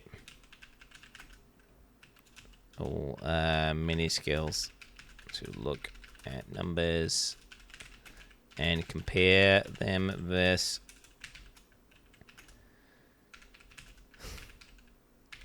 Okay. I mean, this is kind of nutty. This is kind of nutty. Being the bleed god, chat. Right, being the bleed god. This is an entirely new. I mean, that basically changed the scope of. Okay, there was about like 30% of abilities, or maybe even 20% of abilities that were viable. Not even that. The number of abilities that are viable for bleed went from, you know, maybe 10% of overall abilities to 80%. We're talking like an 8x, right? We're talking a huge amount of. This is. It's not like they added one bleed skill in. It's not they added two in it. No, it's like they got all bleed abilities and multiplied them by 8. Straight up. This is like an 8x which is just crazy. But only if you're this chick. And then wait, what else have we got? So then hopefully we've got something else that synergizes. Okay. Crit damage per 40 life. I like this a lot. Space critical hit chance for spells is 15%. What the fuck? What the fuck is that, bro? What the fuck is that, bro? Wait, 15% base? Like, normal spells are like, what, 5? Oh my god. Okay, where are we? Grasping wounds. 25% life loss from hits is prevented. Then that much is loss over 4 seconds instead. Damn! So this is basically 25% damage reduction if you have good recovery. That's a TLDR of that. Is it's 25% DR.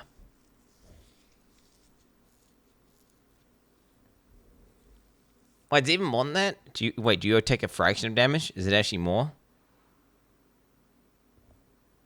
I mean, it's nuts. Wait, it's actually.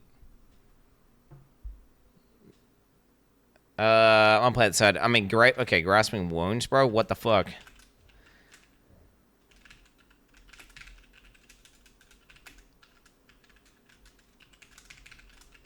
It's only hit damage, though.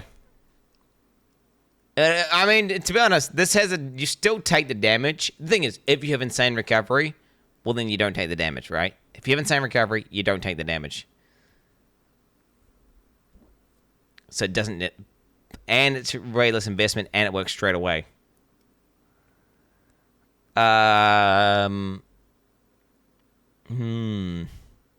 Oh, man, there's not really much stuff, though. Okay, wait. Crimson Power. Gain energy shield from equipped body armor as extra maximum life. See, in PoE 1, that's broken. In PoE 2, that's nowhere near as broken.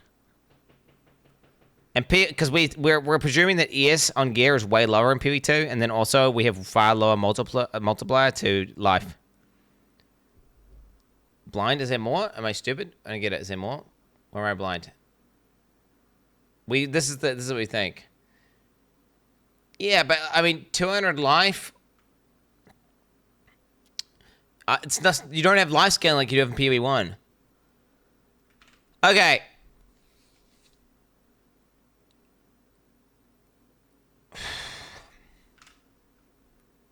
Honestly, I prefer the defensiveness from the other trick more. The Infertilist has better defensive nodes. If I could have those defensive nodes come on with that bleed node on the fucking the other trick, I'd prefer it. It's preferable, I think. I think it's better. I think the other ones, yeah.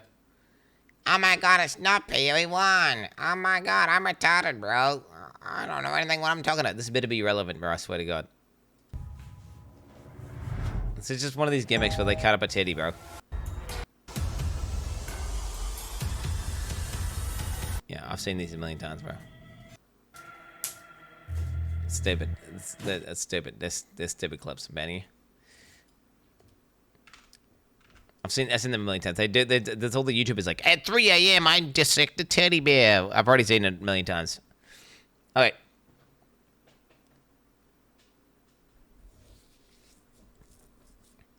Okay.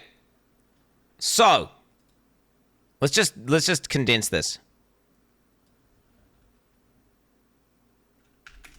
Blood girl, very strong with 25% DR to hit all hits. If good recovery.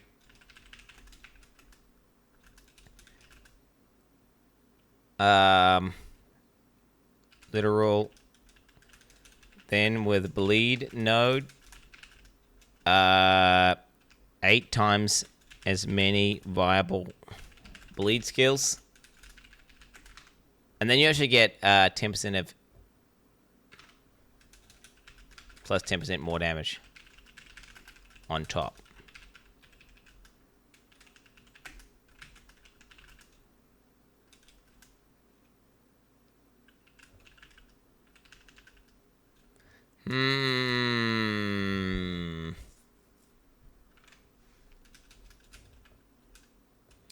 You get 25% DI from all hits and recovery. Also has situational. What do you call it? Overlife? What is it called? Overflow. Overflow life.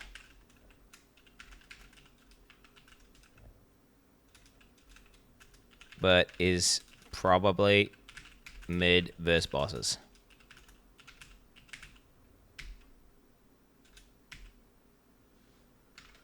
Okay. Blood Mage, Life Stack, Bleed. Well, there's not that much synergy with Life Stack. Where's the synergy with Life Stack? Because I'm not seeing it, bro. Where's the synergy? There's no synergy here. Does this do more damage per life? Okay, yes. It doesn't. All you gain... So basically, you get Sanglemancy. You get Sanglemancy. Right? Boom. Overflow. And a way of recovering. Consistently. Right? Okay, little mini game. I personally believe that Overflow is going to be bad versus bosses that are hard. Because I think you're going to be taking damage all the time. And you're not going to get enough of these fucking things. And on top of that, you also need to crit to get the fucking procs. So, I don't think it's going to be that good. I think it's going to be kind of mid. So, I wouldn't rate that very highly. Blood Bobs, 8 times as many bleed abilities. Which is insane. Because that means, like, potentially the best bleed ability in the game is going to be a fucking elemental skill. Which is insanity. Although, I'm guessing GGG are going to have specific bleed abilities. And those specific bleed abilities are going to be fizz. They're not going to be fucking elemental. So, there's going to have to be some broken elemental skill that has some weird interaction where it does like 5 different elements and it combines, you know, it does like all three elements and then it randomly does more of extra and it has some sort of interaction. There's an elemental ability that fits the map. Like, if I see an ability where it goes, oh, mathematically this will be broken with this, then GG. Then we can log into this. But, that's it for damage. And then, okay, you're going to get 25%. So it's going to be a, what? A 1, 4. Wait, where's 4? Yes, it's going to be a 1, 4, 7.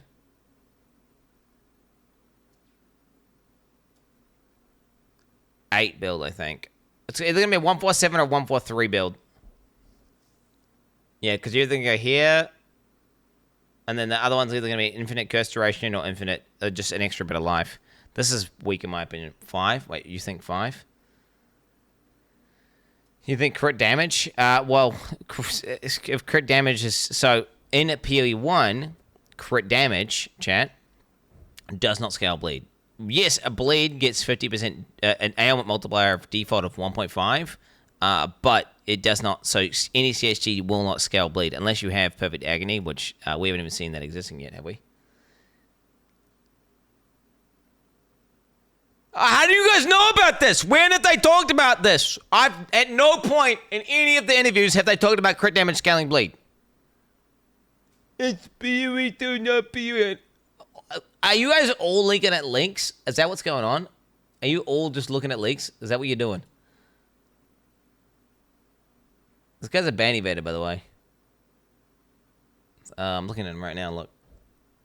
Dude, no wonder you're a ban evader, bro. No wonder you're a ban evader. Look at you. Look at you. Get the fuck out of here. And so there's just leaks that have confirmed that it scales with it or something. I don't get it. PoE2 wiki. So somehow it's been, wait. So this is this leaked content? Am I looking at right now? What am I looking at right now? It was not in an IG interview. It was from where? It was from the PoE2 Discord, and the guy replied to it. There has been no official source that's told us about this. So the Dreamcore video did not say anything about scaling with crit. That I remember, because I mean I could watch it again right now, but I don't remember. Yeah, I watched a Drinkle video. He didn't talk about scaling with crit. Did it? All right. I mean, if it did, then let's watch it again. I guess we'll watch it again.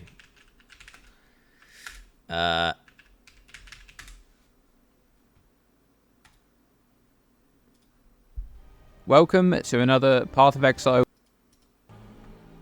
Damaging ailments in Path of Exile are comprised of 3 ailments, each of which deal damage over time while in effect. These ailments are bleeding, ignite, and poison. Bleeding is inflicted by physical attack damage and deals physical damage over time at a magnitude of 70% of the base physical hit damage that inflicted the ailment per second, for 5 seconds and does not stack. The damage dealt by bleeding triples to 210% per second while the target is moving. Ignite is inflicted by fire hit damage and deals fire damage over time at a magnitude of 90% of the base fire hit damage that inflicted the ailment per second, for 4 seconds and does not stack. Ignite is guaranteed to be inflicted by hit of fire damage, which is also a critical hit. Poison is inflicted by physical and chaos hit damage and deals chaos damage over time at a magnitude of 30% of the base physical and chaos hit damage that inflicted the ailment per second, for 2 seconds and stacks with no limit. There are many modifiers on the passive skill tree, on ascendancy notables, and on unique items which interact directly with these ailments. More common modifiers increase ailment duration or improve a character's chance to inflict those ailments, but some modifiers can directly alter the default behavior of an ailment. For example, the Crimson Dance Keystone, which makes it so you can deal damage with up to 8 stacks of bleeding simultaneously on a single target, at the cost of dealing less damage and losing bleeding's inherent property of dealing bonus damage while the target is moving.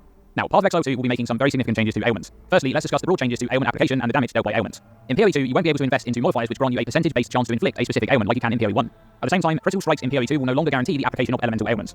So, how do you inflict ailments? Well, the chance to inflict ailments and the damage they deal in PoE2 will now be based on the hit of damage. Okay, so wait, what the fuck? We need to read this guy's tweets. So this guy's fucking tweets, it does not crit. Critting increases the chance of igniting an enemy since it's based on the damage you deal. We still guarantee it. Damaging elements now care about the final pre-mitigation damage dealt to the hit, but not. But damage modifiers don't apply to them directly anymore.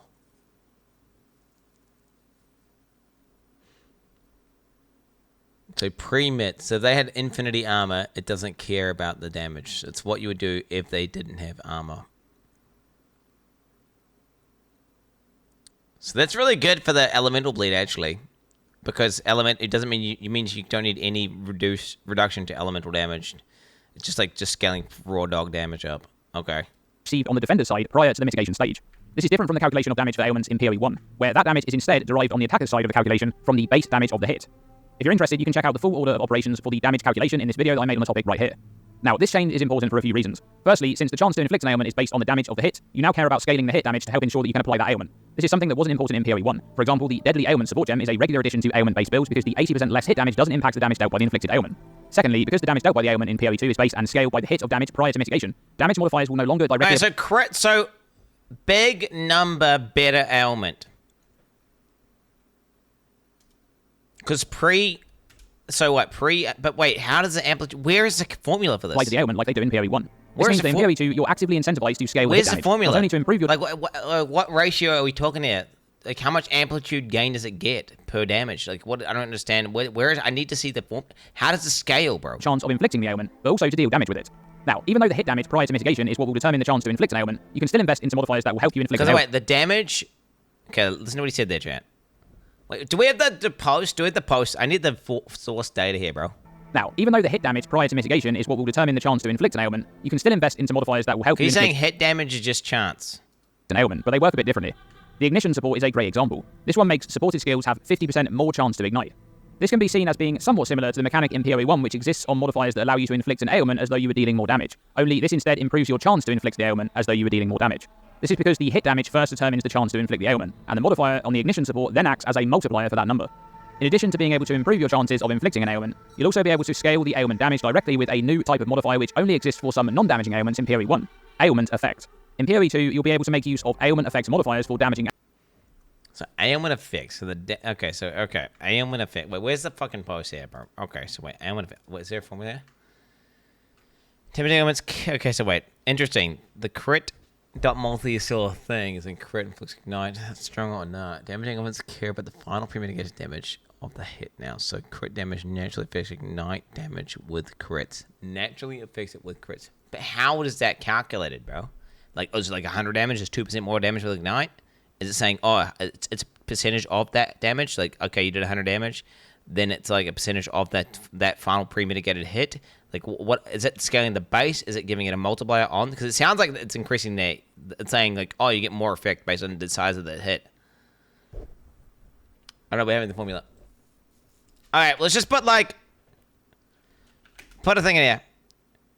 Notes, in my notes. Crit. Okay, bigger hit equals bigger ailment. Bigger hit equals more chance to do ailment. No, we do. Is it a percent of the base pre-mitigated attack? Or does it gain a percent increase based on raw?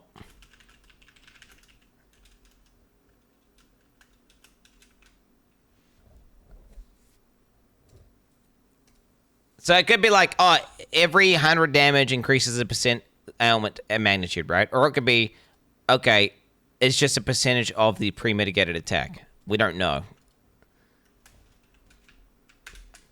I mean, again, I mean, what the fuck? Ailment chance? Is it a percentage of their life? How's this calculated? How do we know if it's? How do we know like how much damage equals how much ailment chance? Like what does that even mean? More damage, more ailment? Like is it like if you do 100% of their life, it's like a fucking a hit? What I don't get it. 0.5. How does that work?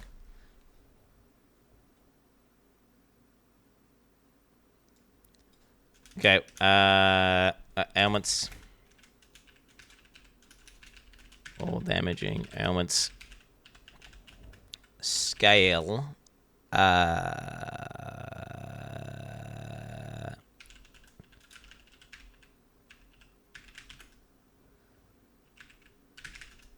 E.g., if a guy has infinity armor, the bleed does not care. So hit not equals attack. Post.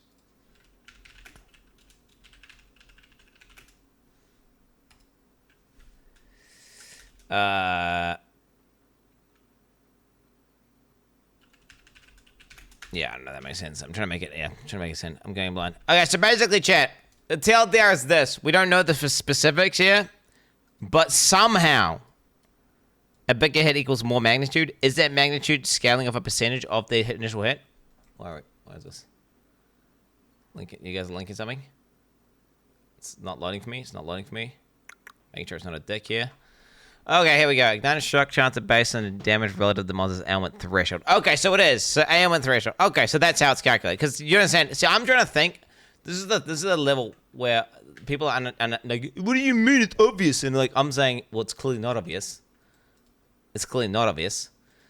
Because how do you calculate it? And then I'm like, okay, it must be a percentage of their life. So it's a percentage of their ailment threshold, which is just going to be based off a percentage of that, big monster is going to have a higher threshold, which, aka, life equals higher threshold. So it is scaling like that. Okay, wait, ignite. So, but we don't know the numbers, so it's fuzzy, but it is basically. So there's like a hidden number.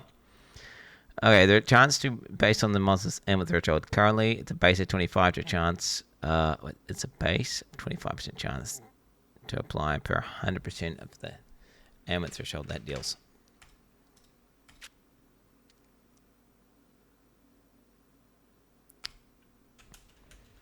Big head, more elements, more. Yeah, so yeah, the TLDR is you're going to proc your elements far more on trash mobs and far less on bosses. Yeah, so you have to. So basically, you have to do 4x25 to hit a hundy.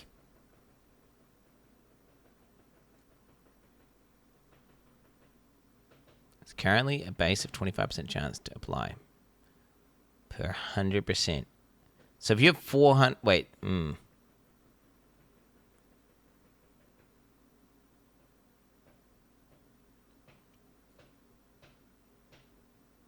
This is gonna be fucking fuzzy in the game, isn't it? This makes it closer to something like it's accuracy versus like an evasive monster. Like it changes. So like you could be like bleed capped. It could be bleed cap versus a trash mob, but then not versus a boss.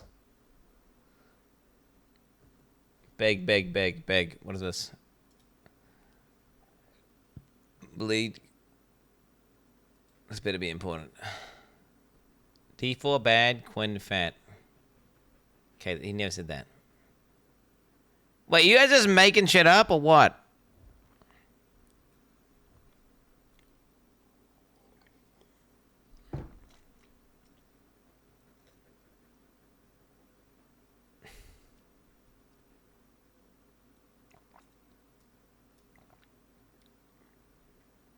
I'm misunderstanding.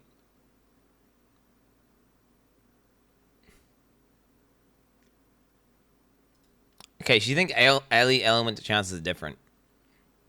Wait, so I don't get it. Was you saying Dreamcore's videos? Wait, is this?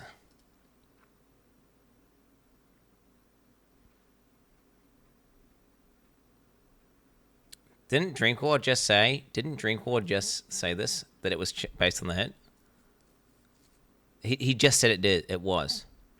But then this guy specifically says Ignite and Shock. But he's grouping them together.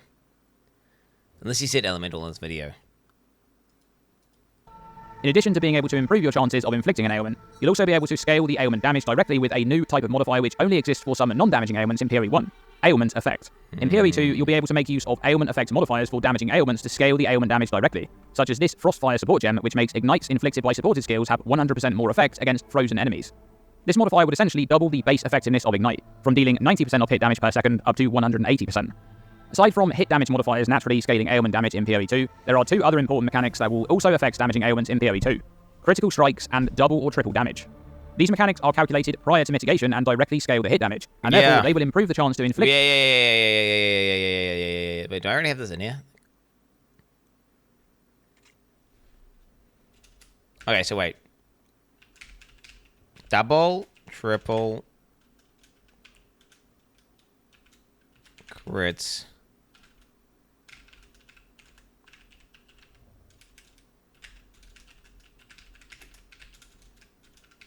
Okay, so wait, yeah, because obviously this I am kind of it's kind of redundant me writing this because it says like bigger hit, more chance, big hit, bigger ailment, right? This is just the next intuitive thing to explain. So then it's like, okay, an ailment and the damage that ailment deals. Keep in mind that the 50% dot multi for ailments applied by critical strikes in Peri 1 will no longer exist in Peri 2, and as previously mentioned, critical strikes will no longer guarantee elemental ailment application. In Path of Exile 2, there will also be changes to the default behavior of specific ailments. Bleeding can now only be inflicted with a hit that deals damage to life.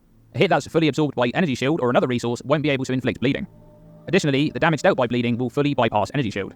Interestingly, this means that the Chaos Inoculation Keystone will make a character immune to bleeding. In Peri 2, poison will not stack by default, but you will be able to invest into additional poison, such as this multiple poison support. Like bleeding, poison will also bypass energy shield, which is already true in PoE 1 since it deals chaos damage. However, this will be an ailment-specific stat in PoE 2 because Like, non-poison CI chaos damage is will so no longer strong. bypass energy shield. Can we be real? CI has so many broken things this league, bro. Like, CI builds are so broken in PoE 2. Like, actually. Insanity. Pure insanity. Yeah.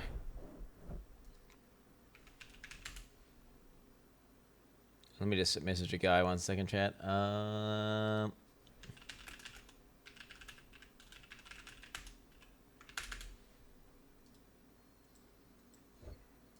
Okay.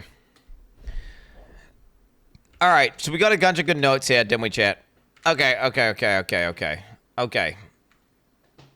I need to look. I need to get this through my skull. I need to get this through my brain. I need to get it in my brain fully, right? I need to be like, okay, forget everything, because bleed, crit, ailment multiplier was default 150%, which is 50% dot multi, and it just stacked additively with all dot multi, and it was nothing special, and it was like not worth investing into. And then you had did the ailment scaling, and then bleed damage was based on the base damage, and it didn't care about any sort of DR, which is very similar to PoE 2, but now it cares. Big ed equals bigger ailment. What I don't get is how that. So we don't know this. Do not know how formula yet. We don't know this. Scales of base threshold ailment.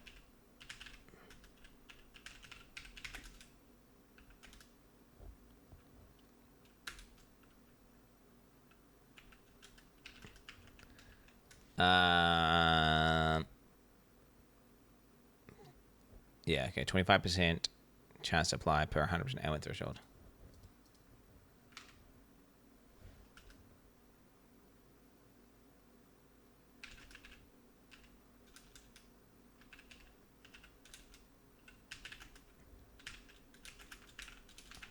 Okay, wait. Let me just digest this though.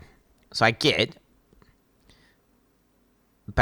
your base chance to apply is 25 to apply per 100% of ailment threshold that deals.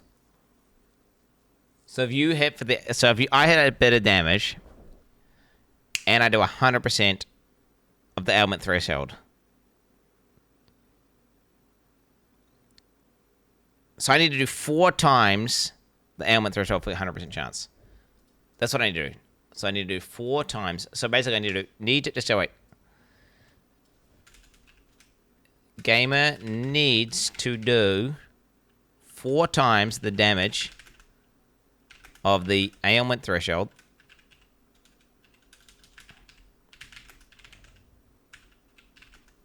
in order to guarantee ailment application.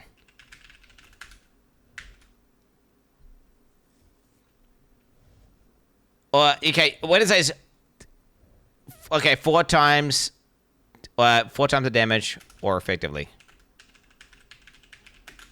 So what that means is, like, if you have something that says 50% more chance to apply cold, right, to apply chill or whatever, then you just get, so say you had like 3 times the damage, but then you do 1.5, right? So that would be enough. Right? Do you understand what I'm saying? So you don't actually have to do 4 times the ailment threshold. The question is this: how big ailment thresholds in PoE 2? No fucking clue. No fucking clue. Because this could be anything. The ailment threshold could be half the monster's life, and you could just never proc it. Right? Or it could be like 10 damage, and then you have a 100% chance to inflict your ailment every time. I'm guessing ailment threshold will be a percentage of their max life. It's probably something like 1% of their max life is yeah.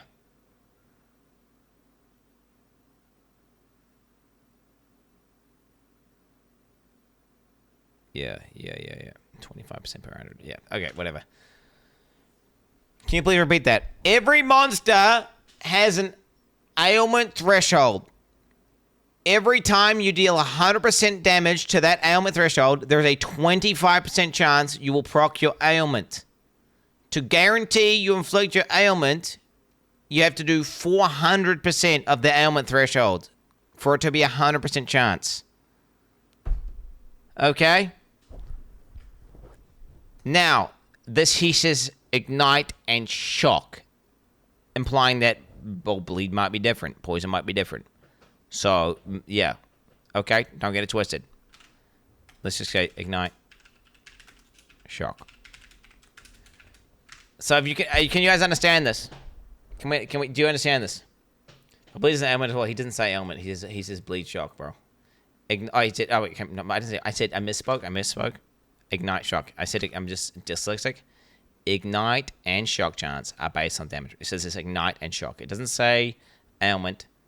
In the Dreamcore video, he does group them together, but yeah, according to the POE div, he's specifically outlining those two. Now, based on the English language, he could just be specifying those two, and also bleed could work the exact same way, but he just didn't specify it. But as far as we know, it's not in that group. He didn't say bleed, did he say ignite? WTF? Dude, that's why I wrote ignite and shock, you fucking moron! You fucking typod Andy goes in fucking typods, bitch! Fuck off, bro! I misspoke one time, and I immediately corrected my fucking... I am dyslexic! Sometimes I misspeak, and I immediately corrected the thing that I misspoke on, you dumb bitch. Okay, I will admit, these new ailments are pretty vague and fuzzy, though. Like, what does that even mean? Like, to a player, oh yeah, you need to do 400% of the ailment threshold of the monster in order to inflict the ailment. Like, what the fuck does that mean to a normal player? The thing is, to a normal player, they don't care about that. To a normal player, they just see it like, oh, me got shocked, me got chill. But I want to know, like, how do I get the exact cap? I want to get the exact cap. And I don't think we're going to be capping. That's what I'm thinking. I don't think we do cap. I don't think it's going to be a capping thing. I think it's going to be a thing where, like, you build it up. Basically, the way I see it is this, bro. You got a boss, and these are the thresholds, right? This is how they've designed it. This is if you want a visual representation of what it is that what we're looking at. So you've got a boss, right? And each one of these things will be like a threshold, right? So you go past the first one, nothing happens. Second one, nothing happens. Third one, nothing happens. Fourth one, boom. Boom. You understand what I'm saying? Yeah, so it'd be like this. And each time you get to this point, you'll get your ailment proc. You get your ailment proc. And that's effectively what's happening. But what I want to do is just go like this, right? I want to get it to a point where I just do boom. Boom. Boom. You get what I'm saying? I don't want to do I want now whether or not I need to get I want to just skip those. I want to do 400%, like, yeah.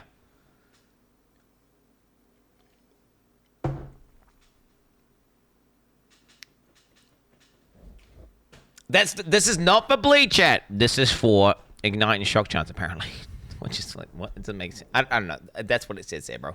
That's what it literally reads there. Ignite and shock chance is based on damage relative to the monster's ailment threshold. Currently, it's a base of 25% chance to apply per 100% ailment threshold that it deals.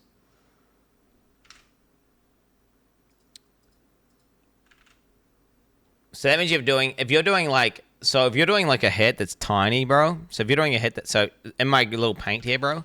So if you got like, if you're doing like the 25%, those are the 25% ones. If you're doing a hit that's tiny, bro. So if you're doing a hit that's this big, right? What that means is, you're going to have less chance to proc your ailment. It's going to have less chance. What I want is it procs every time. You're going to have less chance. So basically, your chance of proccing the ailments is going to go down. That's a TLDR. Move on. Well, what's crazy is this. your chance is different depending on what you're attacking. Unless all monsters have the same ailment threshold. Which he's saying, but this text implies, right? The monster's ailment threshold, right? So, whether it'll be a standardized ailment threshold across the board, or bosses are going to have more ailment threshold in order to inflict ailments. I mean, there'll definitely be mods that increase the ailment threshold, right? Ailment's easier to apply with one-handed weapons. No. It just depends. All that matters is the hit size. Do one-handers hit harder than two-handers? Generally speaking, no. Now, there are some one-handed skills that probably do hit really hard. All that matters is the bigger hit. TLDR is... you just read this part. Bigger hit, more chance to ailment. That's it. All right. Let's, yeah. This is fake info, by the way. No one knows this. We don't know this. It's either fake or leaked, so there's no point in looking at that. Like, unless you show me the source, it's just like, they just got P1 bleeding and then modified it. Okay, we looked at Blood Mage now. All right, so that's Blood Mage, chat. That was one of the classes I was interested in, chat, which is interesting. Now, we did get derailed in ailments and stuff, so it's interesting to see. Where did I put my fucking... Let me go back here. Did I write? Blood Girl, very strong, 20% dead to all hits. Also, situational overload life. Polymorph with spots, then bleed node 8 times. Also, crit damage. Crit/crit damage.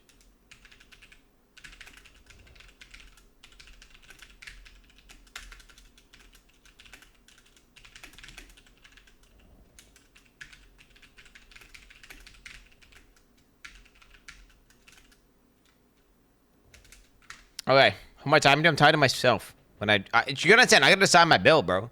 I gotta decide my build. All right, the Witch Hunter boys. Here we go. This is gonna be huge. This is gonna be huge. Get your pog champs ready. Get your pog champs ready. Actually, wait. Don't start. Wait, do I show it? No. I'm gonna zoom in on the zones. I'm gonna zoom over here. All right, dude. Don't look at them. Don't look at them, bro. Don't look at them. Get them ready. I'm really excited for every other Ascendancy. I'm really excited for, chat. Get your pog champs ready. It's about to go down. Dude, PoE 2 comes out in 2 days. 2 days. 2 days. All right. I'm going to be looking at the rest of these Ascendancies here, all the ones I'm excited for. I'm going to be trying to lock down like what I want to do. Right now, I'm seeing every single time I see a new Ascendancy, I see multiple new builds that I want to plug and play. And I ain't even seen the active abilities yet, bro. I haven't even seen the active abilities. 2. All right. Get them ready, boys. I'll be right back. Welcome to the circus, Quin. Nice. Oh, yeah.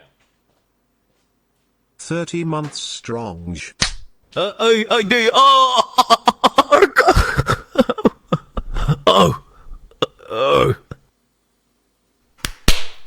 Oh, no. Rank 1 in 2 days. Lock in.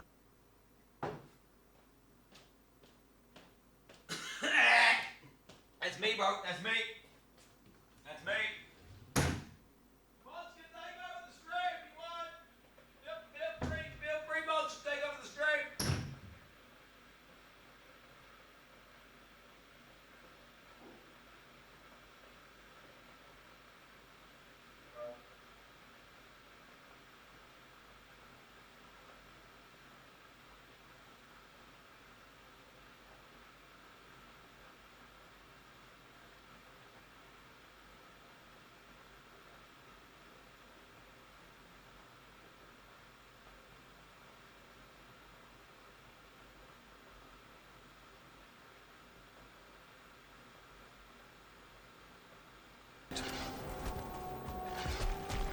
Right done!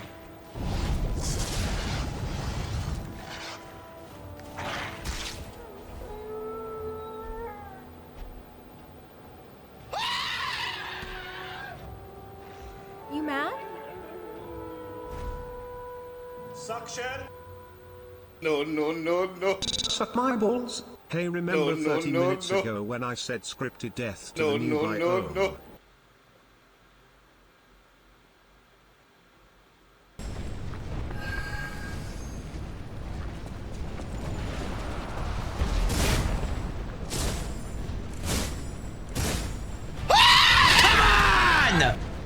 Oh, fuck you!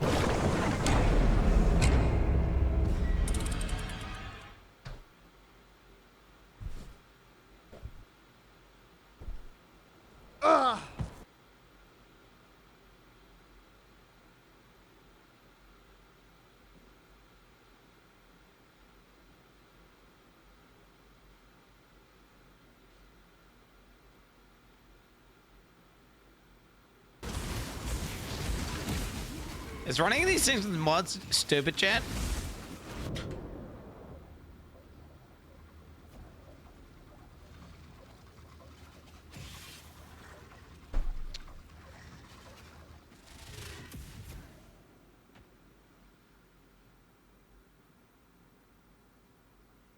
That looks like dungeon to me. Fuck! You're like fucking.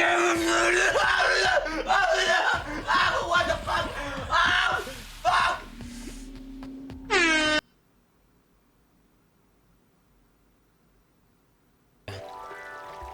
It's like literally my entire loot.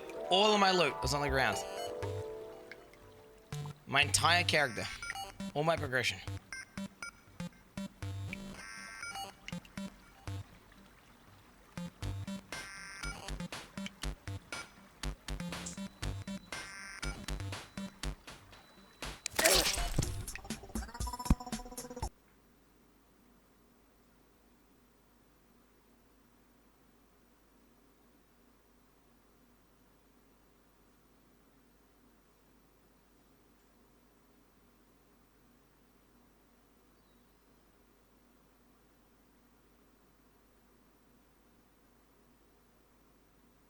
What are you fucking retarded?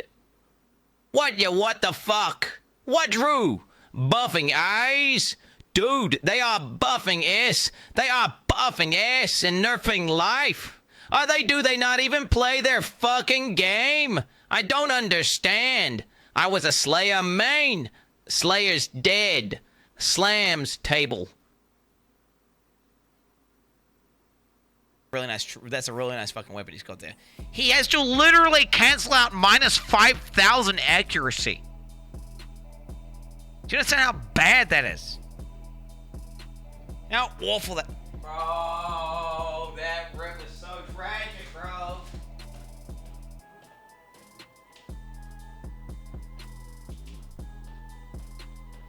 That rip is fucking tragic, homie. Yeah, it was fucking tragic. Alright. Okay. Lol. I'm back. Alright. One of your favorites? One of your favorites? One of your favorites? Okay. Alright. Let's have a gaze here, boys. Let's have a gaze here. Alright, which on to... One at a time, brother. One at a time. One at a time. Okay, 20... We've seen this one here. 20 passive weapon skill... 20 passive skill points become weapon skill points. It's funny. You guys remember you're going to say it's one guy now? No, it's fucking 20 passives. No, it's 10 passive points. No, it's... And I was like, nah, it's going to convert it, bro. Yo. It's going to convert it. I said it's going to convert it. I said it's going to convert it over and over again. And it was, oh, it's just one guy. Oh, it's one guy. Well, yeah, it's good that they actually updated this to be what I said it was going to be. It's a classic, dude. It's a classic. Culling Strike. Culling Strike kills normal enemies if their life is at 30% or below. Magic enemies are instead killed at 20%. Rare enemies at 10 and unique at 5. These thresholds are checked before the damage of the hit is applied.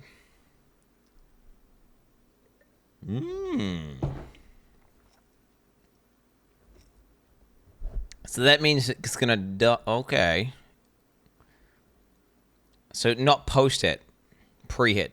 Can you explain so weapon set they skill have to points?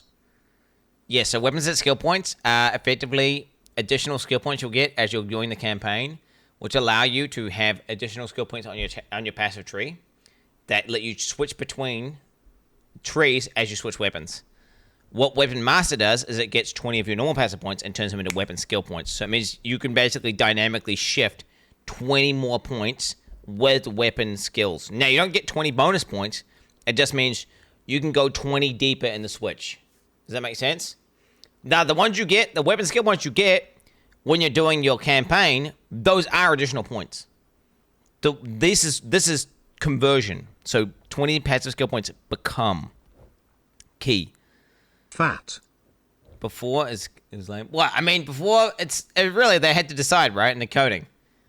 They had to decide in the coding. Do they calculate the Culling Strike after, or do they calculate it before? And I think they both make sense. Obviously, one's a I mean, yeah, you prefer it to be after, right? Because then you're gonna kill them sooner, right? You prefer it to be after. I'm gonna baddie here. What is this guy doing? Please don't listen to anything Quin says. Mitch going banned. What is it? Just your first time chat and you're typing that in, bro? The fuck out. Get banned for league launch, pussy. There's a notable buff to killing 25%. Well, yes, you can get there are cull threshold increases on the tree, which you can get, I believe, which gives you 25%. So then it goes to like 6.25 or something, right? Yeah. I mean, don't get me wrong. The new cull is like there's an advantage versus like the weak some tanky. I mean, dude. You know, is it not? I think it's just Oran worse.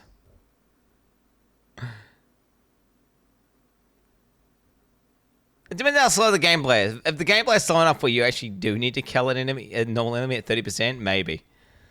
I don't think it's that slow, though. I feel like you're going to just one-shot normal enemies, right? And you're going to one-shot rare enemies, and you're going to one-shot blue enemies. I mean, maybe in PoE 2 it's slow enough where that matters, and it's actually good. Okay, I'm not sold on Cull. It's nice, but I'm not sold. I'm not sold. Okay, Decimating Strike. Hits against full life enemies remove between 5 and 30% of life before the damaging hit is applied. Damn. See, this to me is way better than the Cull. But wait, that's at 3. Can you get it? Or do you have to go through the Cull first? You have to go through the Cull to get that. Do you know what? This is so good that Hey actually... Quin, I can't decide between Chronomancer Sorceress and Blood Mage what should I play on Friday? If I was to pick... Well... What do you want to play?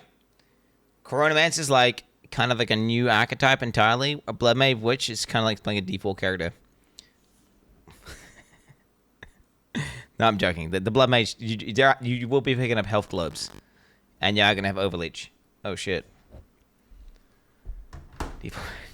Yeah, you got health globes. You get health globes with you get like a little default mini game.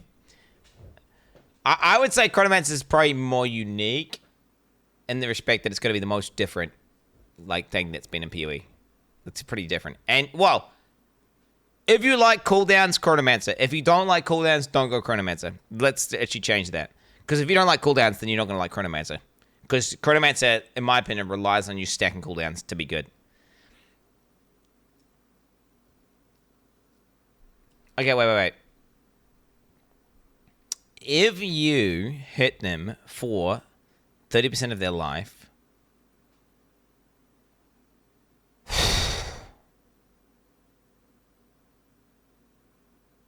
Wait, that means they are at a fraction of 0.7 of their life. Well, I'm trying to think of the relative damage increase of this. Yeah, because that means they're a fraction. Wait. So it's more. So, it's the reason why a 20% kill is 25% more damage. I need to figure out why again. I'm just trying to remember why. The second it clicks, I get it. And then I just forget it again, and I forget it. About 70. No. I'm trying to work out what okay, wait. What I need to do is this. Okay, we can do this first. We'll do this first. 5 plus 30. Divided by 2. So 17.5 is that value. But I think it actually equals out to be more than 17% damage, chat. So that means their enemies' HP is treated at...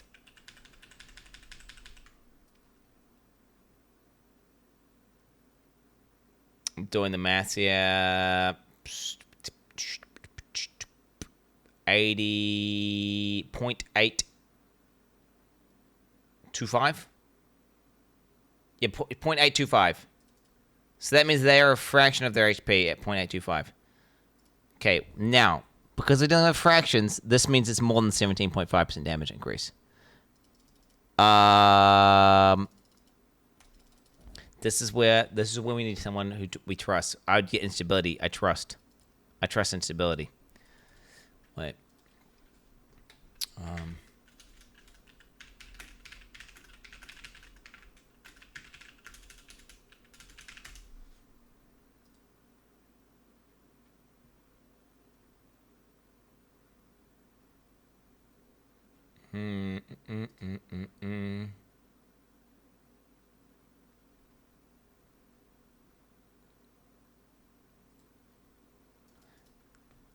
7.5 was last seen. Come back! We're too retarded to understand why it's more than a 17.5% damage increase! Come back! We need to know the mathematics behind it! Oh, okay, yeah. That's what it is. 1 divide by 0.825. So it's a 21% more damage increase. And that is because... Okay, so TLDR is this is 21% more damage on average. Okay, that's just okay. Just trust me on this. It's because you're treating life as a fraction. It's not clicking right now in my head. I get it eventually, and then it clicks, but right now it's not clicking, so I can't articulate as to why it's 21% damage, but trust me, it is. Let me just put this notes here. Decimating strike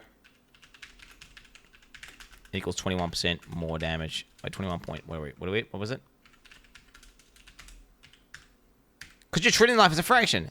Yeah, that's right. Wait. It's because that's not their life. Then life then becomes point... Because they're functioning off point... That's clicking right now. It's clicking! So the chat, the reason why it is because their life isn't 1. Their life is 0.825. So then, therefore, because their life is 0.825, that means you did... Okay, yeah. Which is why it's 1 divided by 0.825.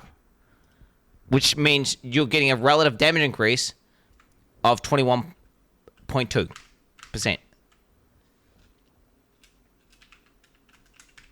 More damage. That's why. That's why.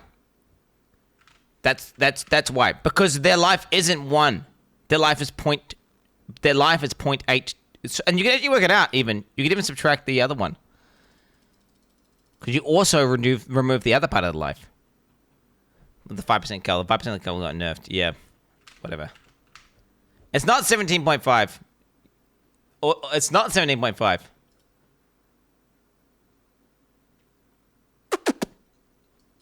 It's certainly not 17.5. That's before you scale it and before you understand that they're not actually at 1 life, they're at 0.825 life. It's the same bullshit. Yeah, 70.5 is 21%. Yes, it's the same between mom. Okay, dude, don't even get me started with a bunch of this. Oh man, this is crazy. The mom is the reverse of this. What's crazy is, like, do you guys remember mom increasing your max of EHP?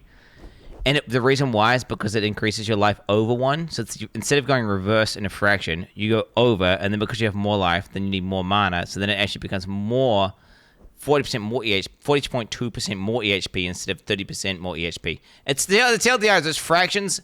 Trust me, it's the same thing as before. Where everyone in chat. I didn't even attack you guys for this one as well. I should have really lambasted the fuck out of you guys. So you know when we're talking about 50% less was the same as 100% more.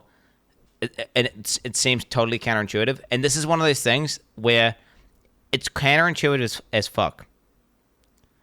Right? But it's just the way the maths works. Okay? Now, is that actually good?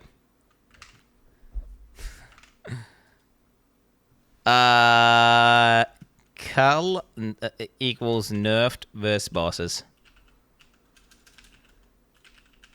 Buffed versus trash. So, okay. Yeah. You could say Cull is like, let's just say Cull is what, 10% more damage. Let's just say Cull's like 10% more damage on average.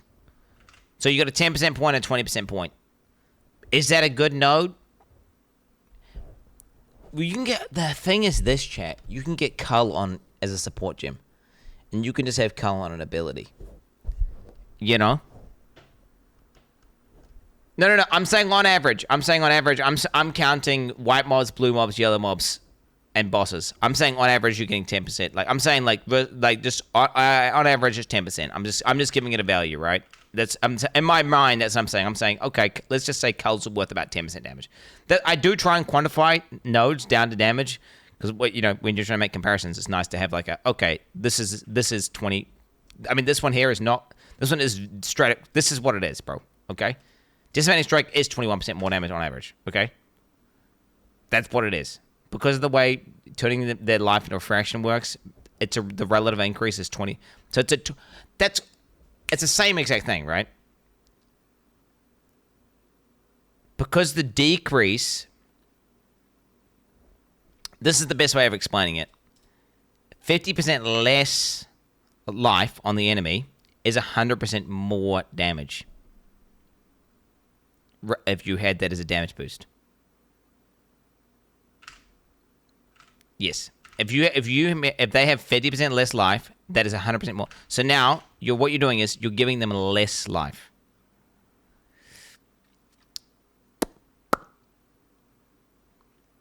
Hey, whatever, dude. Who cares? Who cares? It's the same. Okay, so Slayer Car was 0.2, so that means they were 0.8, right? Yeah, so that means they're at 0.8 life. So then it's 1 divided by 0.8, which is why this is going to equal 25. Watch. Yeah, that's why this works. Do you understand? So when you delete 20% of their life, because Slayer Cull is 20%, Slayer Cull is 20% Cull, right? So then you're turning their HP from 1 to 0.8. So changing their HP from 1 to 0.8 is a 25% relative damage increase, which is why 1 divided by 0.825, which is how much you're reducing their HP on average with Decimating Strike, equals a 21.2% damage increase. Okay? So it's better. What I'm saying is Decimating Strike is actually better than it looks. Like a best in slot Decimating Strike, chat, if you get the big hit, that means you literally turn into a fraction of 0.7. So that means a best in slot hit is 1 divided by 0.7, which is actually 42.8% more damage. It's literally It's literally the same mom calculation. This is the same mom calculation, by the way. If anyone knows, if anyone's seen, if anyone's seen the mom, so there's another argument that chat cannot. It's mind bending, and it's literally the same calculation. So mind over matter, chat, is a 42.8% relative EHP increase, but it's a 30% DR, and it's the same thing. It's the same thing.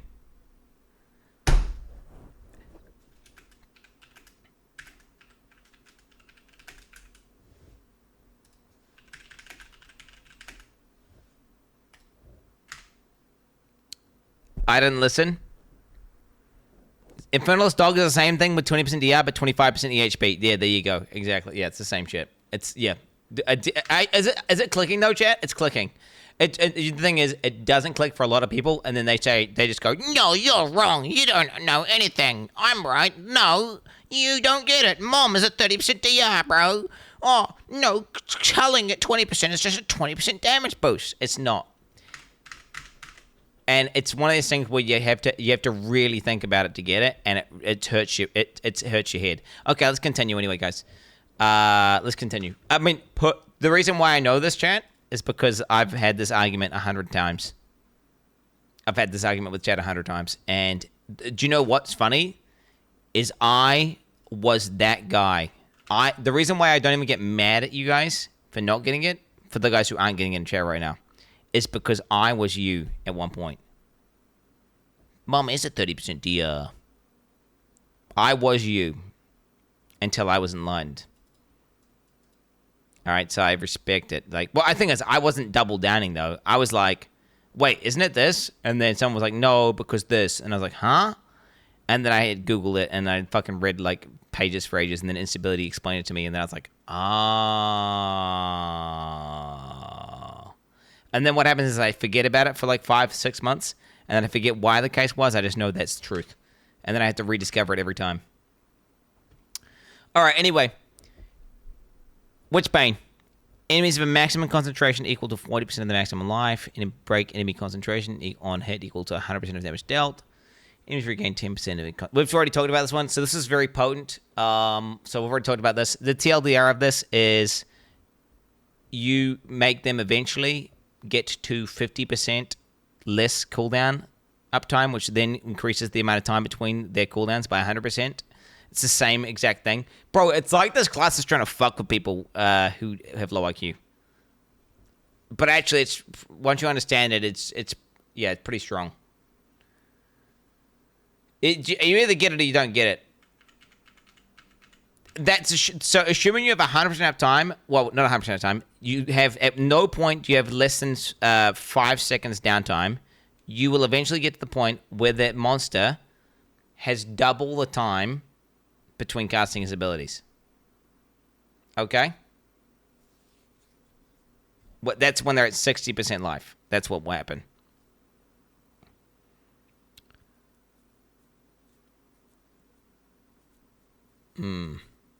Why do you just... Okay, need a diagram? I already did a diagram. Yes, which is 50% less damage taken. Well, we don't know, though. Because how many... The thing is this, bro. How many bosses actually have cooldowns ready to use, but they're just animation locked? And like maybe increasing the cooldown of those abilities doesn't do anything. Because they would use all the cooldowns, but they can only do one cooldown at a time. So maybe this does nothing versus some bosses. Right? Yeah. It's one of these things where, I don't know. This thing here seems like it has a good chance of breaking boss AI as well and making a boss to a very unpredictable pattern that might actually make the boss harder. Yeah. Maybe they've designed all bosses with this in mind, though. Perhaps.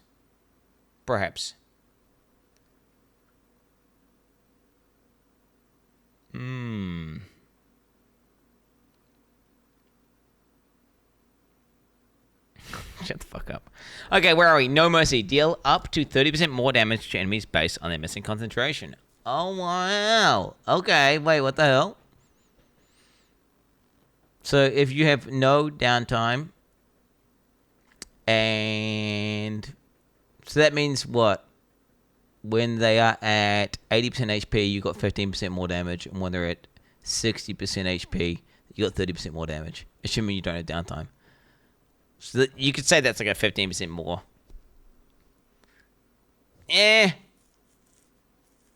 Nah, fuck that.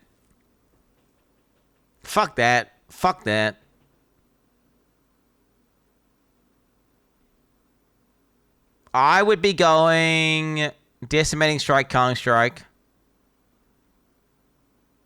I mean, this guy works as melee, by the way. This guy works totally fine. Do I have it on here already? I think I might already have him.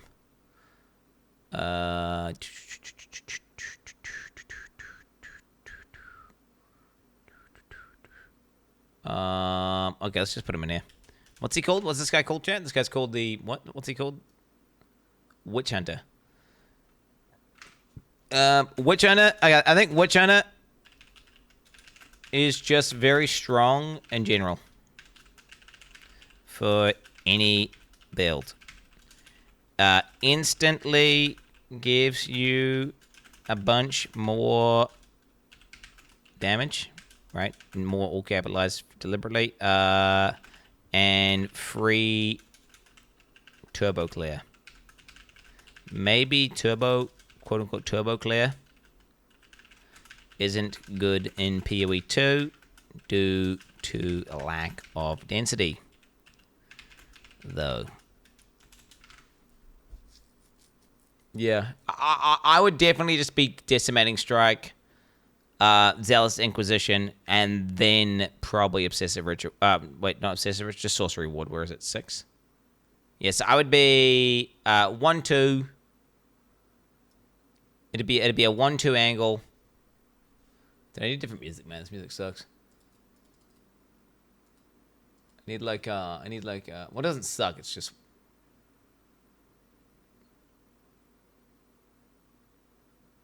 We're on reading music. I need like, what's it called? Getting Over It.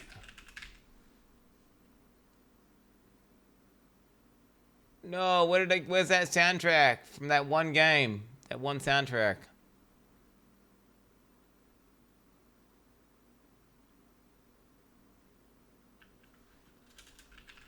Let's go Path of... Yeah, Path of Exile. I'll try to look up Path of Exile music.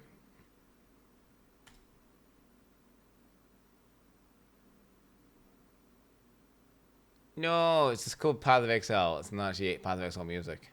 I need Spotify Path of Exile music, bro. No.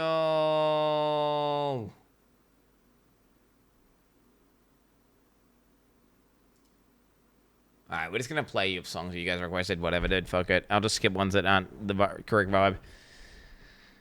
Yeah. Okay. I don't think this guy necessarily screams to me, though, at any point where I'm like, damn.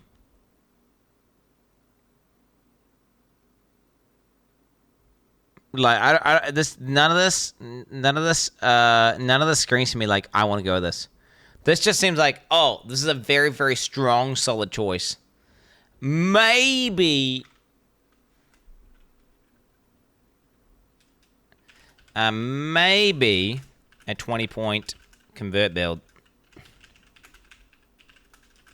Where we use abusing a clever interaction. There's definitely something here with Weapon Master, I feel like. 20 points is a huge amount of points. You could basically switch between tanking and damage. You could switch between, like, doing 2 different separate ailments. You could switch between 2 things. But, yeah. Nothing here really blows my mind. I don't think I want to build around that. It's not, what can I describe it as? It's not build defining enough. I mean, don't get me wrong. Zealous Inquisition itself is enough to roll this character. Like, this node is so strong. Okay, bud. This node is so fucking strong that it makes your whole character for you. Like, if you're playing softcore and you want to clear monsters fast, assuming you can get, like, decent density in PoE 2, which, I don't know, let's say you can, that's just going to be GG, right? Yeah. Yeah, you can definitely get high density and breach. This is definitely going to be it. Like, that's enough is alone good enough. And then, yeah, just having Cull, again, Cull is being slept on because people don't understand how decimate. Like, the fact that people don't get, well, the average person doesn't understand that literally hitting with the decimating strike for the max roll is a 42% damage hit. Right, that's crazy, right? When you think about it like that, like, oh, you have a chance to just instantly, you know, like, what the hell? 42% damage increase, dude. Log in. That's crazy. All right. It's not 30 because they have 0.7 life. But hey, whatever, dude. They have 30% reduced life, which is 42% more damage. Average doesn't care. That is true. Don't question it. Just like a Slayer Cull at 20% is actually 25% more damage. Okay, I've been kind of excited for this guy. I must admit, I'm not a fan of the aesthetic of this guy because of the gem in his eye and like the gems coming out of his arms and shit. I don't like that. Like, you're some sort of mutant, like roid freak, except instead of roids, it's gems. But this guy's nodes were insane when we look at them. So let's see here. Crystalline Potential.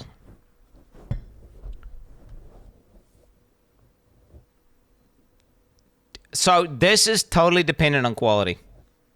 Right? This means nothing. Like, obviously, I understand how broken Ashes is in PoE 1. It breaks, like, 20 different abilities in the game. It makes them insane. Right? And this is probably going to be the case with PoE 2 if they have some broken quality. It's good. It's already nerfed. True, it must be good if it's already nerfed. Well, they've talked about the qual. Well, wherever they talk about qual. We have not seen qual anywhere, bro. I'm going to ban you.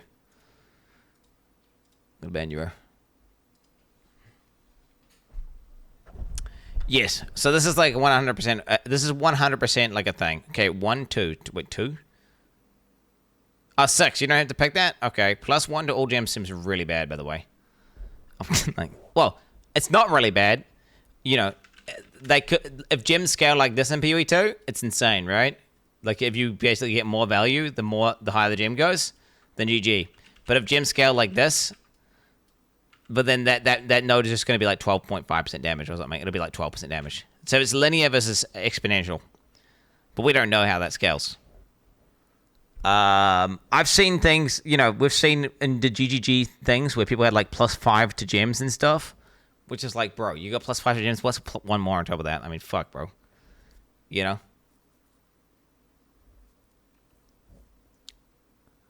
Like, this just doesn't seem that good.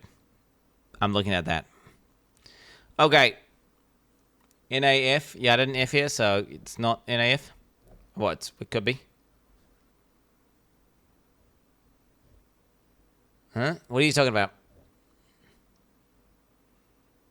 This is plus 10 to quality. Yes. So see how it says plus? So this here goes plus 10 to quality.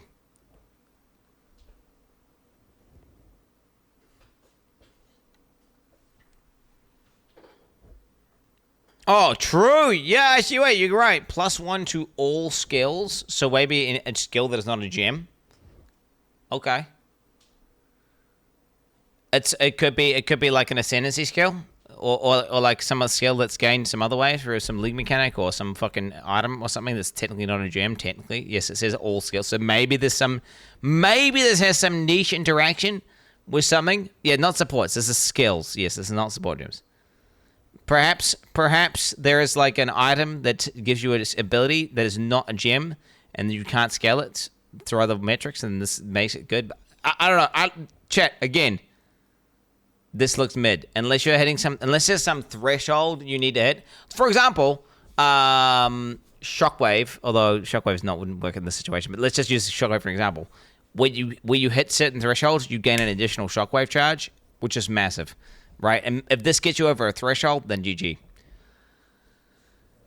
Okay, Advanced Thaumaturgy. 30% less cost of skills. Skills and gems have 30% more to requirements. Okay. Less cost. Multiplicative cost reduction. Pretty big. It's pretty big if cost was an issue.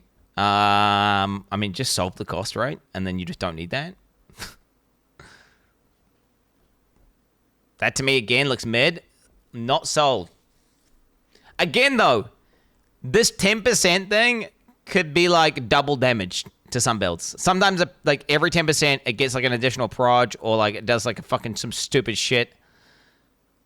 This 10% node, this node here alone could be something just broken, depending on the skill. Okay. 3 additional skill slots. To me, I'm not sold by this. I don't want to use, like, 20,000 abilities. I want to use, like, 8 abilities or something. So, you know, I don't need to use 20,000 ability. Maybe if you're doing a bunch of auto procs, perhaps. Or you're doing a bunch of different minions, perhaps. I don't, you know, I can see if you're doing a bunch of, like, automatic procs and auras and, you know, minions and stuff, maybe. But, you know, I don't think, you know, clearly they're designing the game where you don't need the 3 additional slots. This is, like, if you want to go overkill. I don't necessarily want to go overkill with skills. So, yep. We continue. Oh, shit!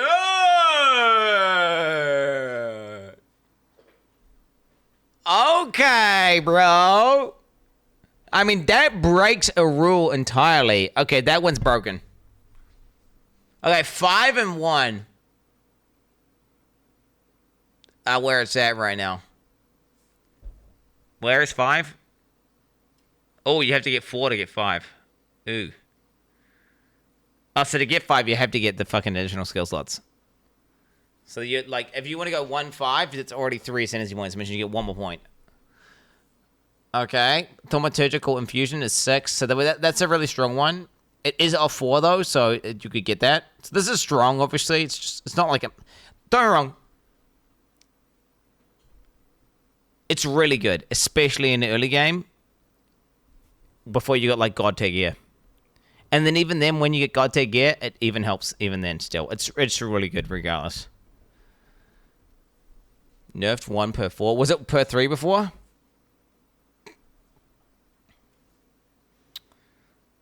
Okay, adaptive capability. Attribute requirements from gems can be satisfied by your highest attribute. Yeah, we've seen that one. Inherent bonuses from int, strength, and dex. I doubled. What the fuck?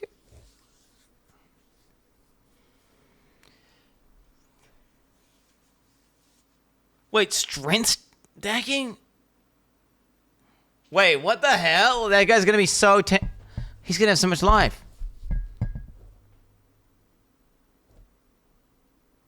Wait, he's gonna have so much life. Wait, inherent bonuses. I doubled. No, it doubles your inherent bonuses.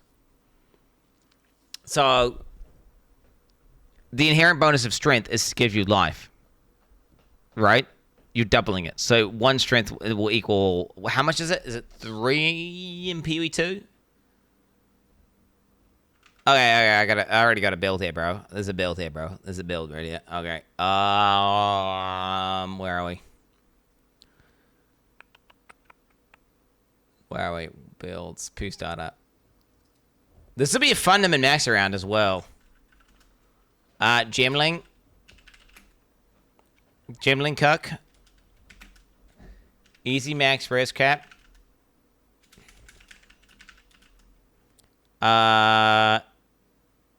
Insane HP.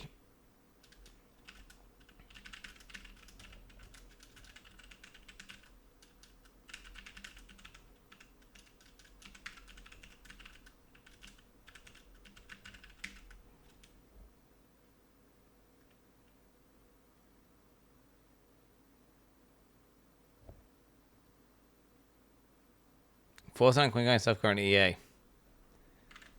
Who's going softcore? I'm not going softcore. As crazy But if you don't do hardcore, you're a little pussy ass bitch. Also. huge. Way bigger than even we expected. Yeah. Okay, wait. I don't get it. Whatever, dude. Okay, Gemling Cuck. One move Cuck. Gemling guy. Easy max rest cap. Insane max HP increase because time to strength stacking. Yes. Plus the ability to break the game. Plus the non-zero chance.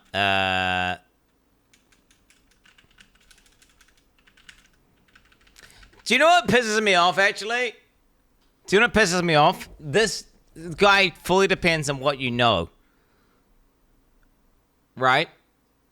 And what you know about the quality of gems. And you know that motherfuckers have people who are playing the beta who are telling them what all the gems do. Because, like, this guy could either be broken or just kind of good. But, well, I think he's going to be very good. He'll either just be kind of, like, pretty solid or broken. And if there's, like, a broken gem quality that people in the closed beta know about, well, then they're broken. Right? You never really... They were leaked long ago. We do not know the qualities of the gems. But someone knows the quality of the gems. And they've nerfed the quality on the... They've nerfed this from 13% to 10%, right? Right? Chanced? Chat? I was trying to say chance and chat at the same time. My fucking mouth is breaking. Yeah. They've nerfed the chance from 13 to 10, which would imply that there are broken qualities. Wait, how would this be built, though? 8.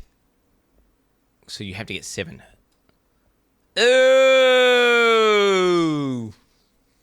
Ooh! Oh, yucky! Yucky! Wait, you can't get what I would want. Wait, 1? Because I want 1. Oh, wait, 1. You can't get 1. Wait, you can't get 1. No, wait, you can't. Wait, I would do 1. Fuck, this is hard to read, bro. Okay, wait, let me zoom out. It's probably should zoom out. It might probably be a little bit easier if I did this. I can't fit it all on the one fucking screen, though. Okay, here we go. Okay, let's see it. I would want 1. Okay, so it's 1. And then I would have to get 7, 8. So that's 3. And then I could only get 4. So I couldn't get 6. I can't get 6. And I want 6. I want 6. I want 6. But I can't get 6.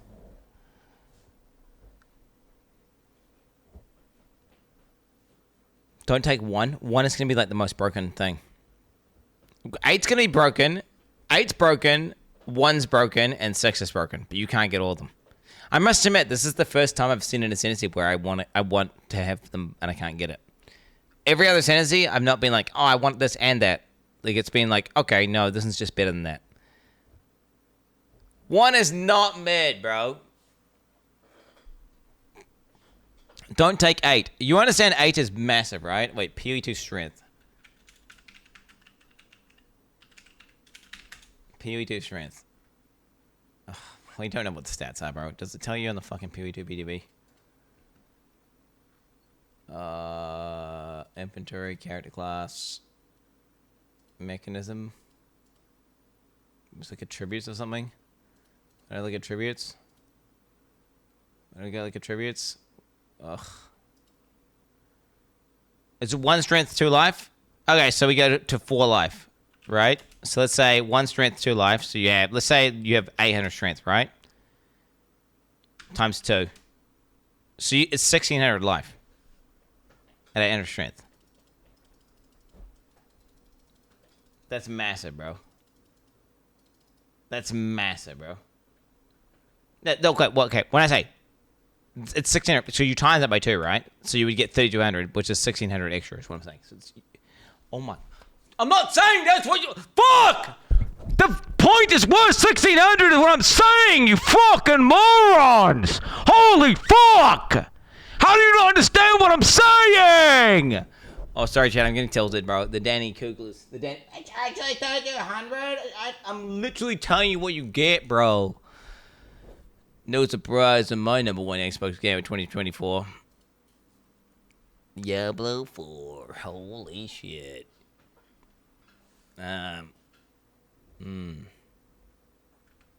Okay.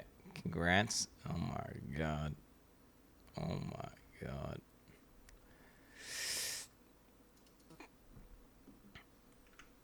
Oh my god. Dude, Elon's beginning fucking rod now, bro. We live in a world.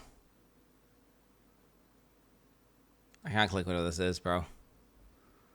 So I just announced a Stalling Podcast. Oh, there it is, bro. It's Stalling Podcast. Log in, dude. Log in.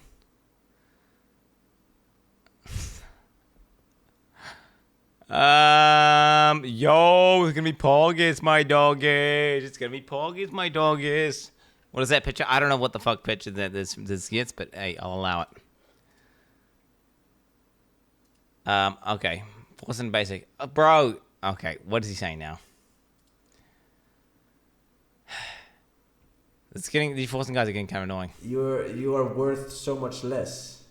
Items aren't the only thing that are worth less in softcore, okay? You are worth less in softcore. And it's important that you don't forget it. True. Alright, guys, now stop. With that. Okay, yeah. Fuck! That's so much life, bro. Isn't it? What if you did strength stacking? I love the idea of strength stacking Gemlin guy.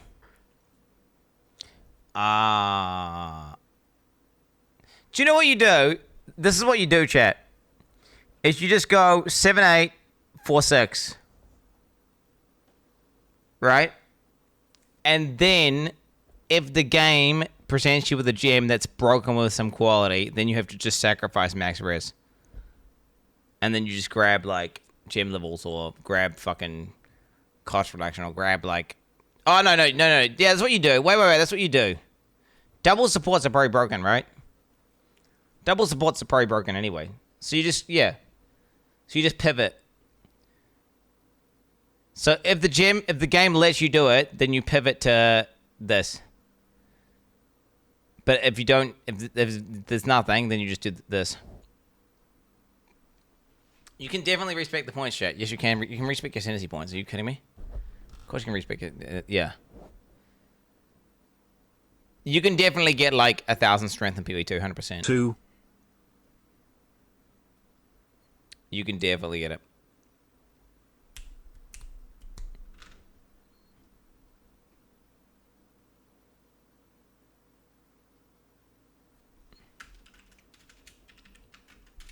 Would be Giga Poggies to stack strength. I mean, TLDR, stack strength. Become,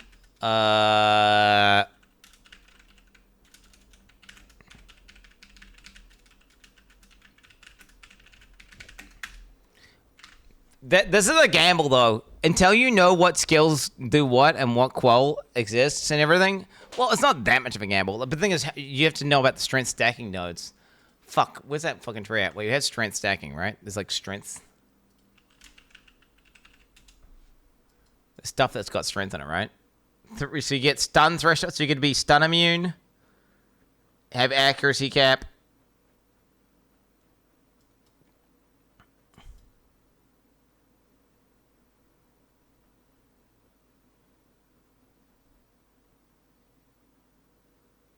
"100% of strength requirements from boots, gloves, and helmets added to armor." What the fuck? Okay. Yeah. Okay. So basically you get what? You get stun immunity and accuracy cap. That's what you get. With strength stacking just from a tree, so without even a unique, right? Without BLS, a POTG, or any strength stacking unique, your character instantly gets, boom, stun immunity, accuracy cap. This isn't leak. These aren't leaks. These aren't leaks. This is just data, what do we call it? Data from all the people's playthroughs, basically combined into a single tree. That's not a leak, bro. Strength stacking equals stun immune near and accuracy cap for free. Chat, not gonna lie. Not gonna lie, Jamling guy is this is one of the most, there's a very good chance I go with this guy. Very, like, just because of this node. 8 is broken, 6 is broken, 5 is broken, 1 is broken. Do you know what he's got? The thing is, this is the first ascendancy where I'm like, bro, it's actually impossible to get everything you want. And, you know, you have to make a decision, right? Do you want to be like a tank? Do you want to do more damage? Yeah. This seems very strong. Very strong. Okay, Monk. All right, this is the guy we have not seen anything from, so Monk will be very interesting, actually. Do you know what? I do like the vibe of this Monk. I like the idea of a good Monk versus a bad Monk, but don't get the bad Monk looks way cooler in terms of what he can do. But I do like the idea of a good... If I could choose between an evil Monk or a good Monk, I'd rather be a good Monk. Okay, gain 1 Spirit for every 6 energy shield on your equipped body armor. Gain 1 Spirit for every 15 evasion rating on your equipped body armor. Cannot gain Spirit from equipment. Huh. Well, we don't know what defense's armor gives us. How big could that be? Let's think here. PoE.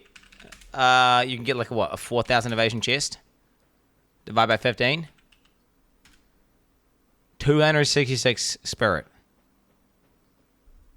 So you're getting like 2 to 3 auras for free.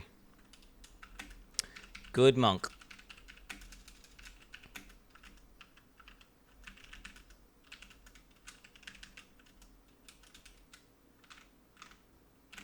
Okay, start off. That seems pretty strong. 2 to 3 auras for free. It's pretty potent. Evasion rating also grants... What the fuck is that, bro?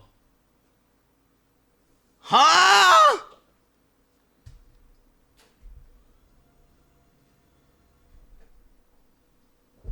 Well, how much? What? Wait, what? Wait, if you have like what, 50% evasion rating, you just get 50% physical DR. That's not saying from hits as well, bro. What the fuck? Evasion rating equals PDR.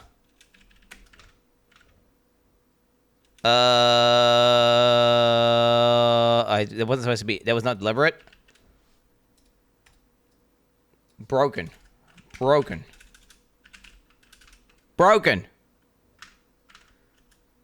I mean, holy fuck. This is very strong, and that's like giga strong, like 1, 2, so you can go 2. I mean, that is just broken. That's the most broken one we've seen. Who cares if it's less evasion rating, dog? Physical damage is like some of the rippiest shit in the game. Okay, so I'll explain to you why it's broken. Do you want to know why it's broken? Okay, so fire damage chaos damage, cold damage, lightning damage. These can all be reduced by a percentage. Okay? They can all be reduced by a percentage. Physical damage, generally speaking, most of your PDR comes from armor. Armor is not a percentage damage reduction. It's a calculation where if you take a little hit, you get more value. If you take a big hit, you get less value. There is a stat called PDR, which is built multiple characters around. Yes, from Endurance Shadows. Guess what? Endurance Shadows don't give PDR anymore in PoE. On top of that, I'm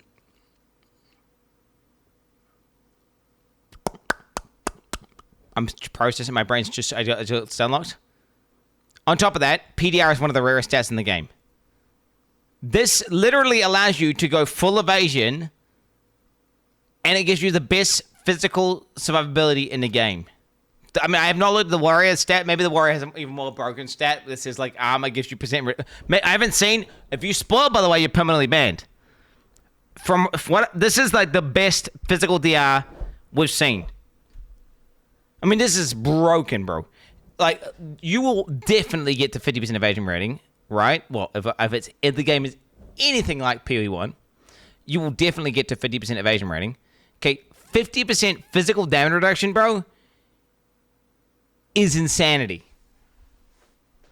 That's insanity. That's crazy. 50% PDR is insanity.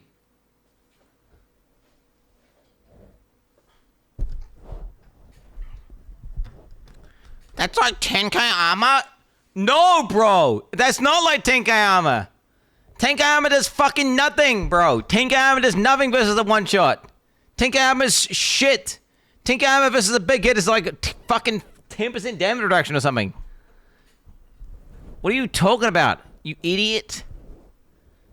No, but you don't understand how armor works, so you don't understand why this is so good. Armor...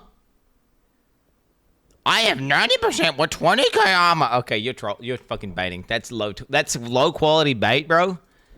You are retarded, brother. Or you are trolling. I feel like you're trolling. I want to believe you're trolling. Okay? No.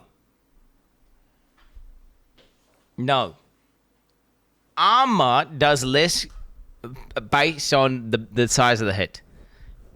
To get dude, I've had characters with 100k armor. You don't even get close to 90% DR. Now, you do if you stack PDR. If you had armor on top of this PDR, oh my god, you would hit 90% physical. You could hit this guy could hit 90% PDR. What easily? This is broken. This is broken. Assuming you can get good evasion rating. I mean, 40% less is pretty bad. The one thing I don't like about it is this. What is it, chat? What do you think I don't like?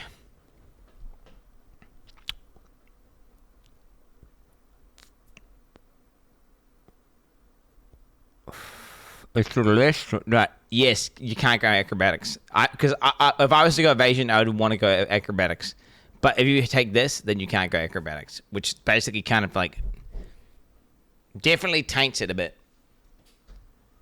I wish it was like evasion rating gives half evasion rating gives. Like, I wish it didn't give you less evasion rating, but just like scaled this value down, but then let you go acrobatics still. One guide again. This dude has such a fragile ego he can literally be baited with anything because he has to try to prove he is smart. No, it wasn't one guy, by the way. It literally wasn't one guy. So initially there was a wave of people who just were retarded, right? Who were like, no, you're wrong. I have this much. But they don't understand. Don't get me wrong. The armor in your character sheet is very misleading. And people get misled by it all the time. 100%. I can see why people get baited like that. But then the fact that you believe you're right and you double down and you're being a Daniel Cougar. That's what you're being. And so you need to be called out, right? Ultimately. The TLDR of this chat is this is one of the strongest nodes in the game. Okay? That's what you need to understand, okay?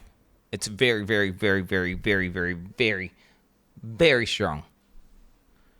Like, most attacks in the game have a physical component, And that's what kills most players. Most players die to fizz damage. Most players die to fizz damage. This is ridiculous. Like, it's insane. This is insane. It's crazy. This won't be percent PDR, it will be evasion equals armor. You are completely wrong. Read it. Evasion rating also grants physical damage reduction. I mean, if it does evasion rating to armor, it would just say gain armor as evasion rating, right? I mean, we don't know. It might say. I mean, we need to know more of this. We need to know more about this, because I'm guessing it just translates into PDR.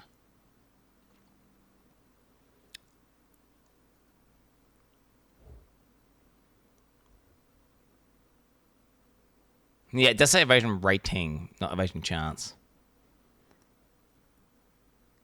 It could be like a flat reduction off, like, so if you have 5,000 evasion rating, it does a flat reduction. Like, you just, but then that would be broken as well. We need to see, do you know what? We need to see the formula behind this. We need to see the formula. Fat.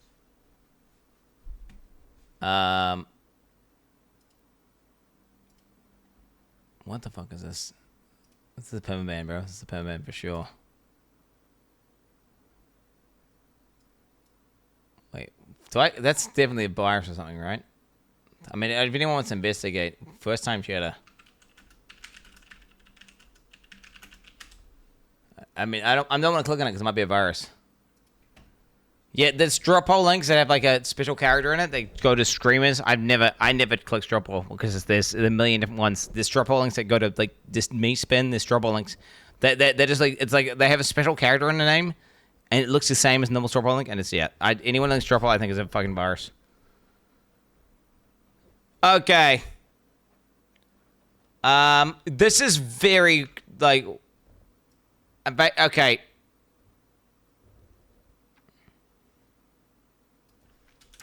Maybe broken. We'll change this to maybe broken. Yo, if Gary's watching the video and he's the editor, don't clip this and be like, man, this is the most broken thing ever. Okay, don't clip me out of don't clip chimp me, Gary. Don't clip chimp me, because this might not be broken. All right, I was pogging out. You doubted Quinn when he told you the reworked jug was broken, and it was. Admit it, chat. If there's one thing Quinn knows, it's how to build a. No. But SM Bezel, we had the exact notable and the exact wording, and I knew exactly what it was. Right now, we don't know what this means. Because it says PDR, evasion rating also grants physical damage reduction, which is a stat. But, I mean, it can't. Evasion rating, that's the actual raw number, which is like, what does that even, like, what? But it doesn't say armor. But then it's weird. It's written. This tooltip sucks. Is what I'm saying. Because this tooltip is so vague, this could be completely broken, or it could also be completely dog shit. That's its TLDR. It could be completely broken or completely dog shit. It's not good wording. If it was evasion rating armor, it should just say, evasion rating also grants equal amount of armor or something. It doesn't say that. It says physical damage reduction. I don't know what it means. Okay. Faith is a choice. Grant skill mitigate. Okay, we don't have to pick this, right? 3. Okay, thank God. Channels to recharge energy shield can overcharge energy shield up to double normal maximum. Channeling ends when you take damage or your energy shield is double normal maximum. The skill cannot be used if your energy shield is already double its normal maximum energy shield. Okay, well there you go. This could be strong if you meditate at the right times and you just don't get hit ever. I could see that being pretty strong. Gain 10% of damage, extra cold damage on freezing enemies. Create chill ground. Okay. Gain 10% of lightning damage. 25% chance on shocking enemies to create shock ground. Yeah, okay, pretty solid. Unbound Avatar. This is the one we have this in PoE 1. Gain Unbound Fury by inflicting unbound elemental ailments with hits on enemies. Once you reach maximum Unbound Fury, consume it to become unbound for a duration, vastly augmenting your elemental prowess. Yes, that's just the same one from... This is what is it called? In PvE1? It's the new class. The Warden. This is just the Warden thing? Yep. Meta skills gain 35% more energy. This is pretty strong. This is pretty strong. 35% more procs for your auto proc shit. So if you're trying to make like some auto bombing guy, 35% more procs. Meta skills are skills which have skills inside them. So you play Magicraft to understand this. If you want to understand this, play Magicraft.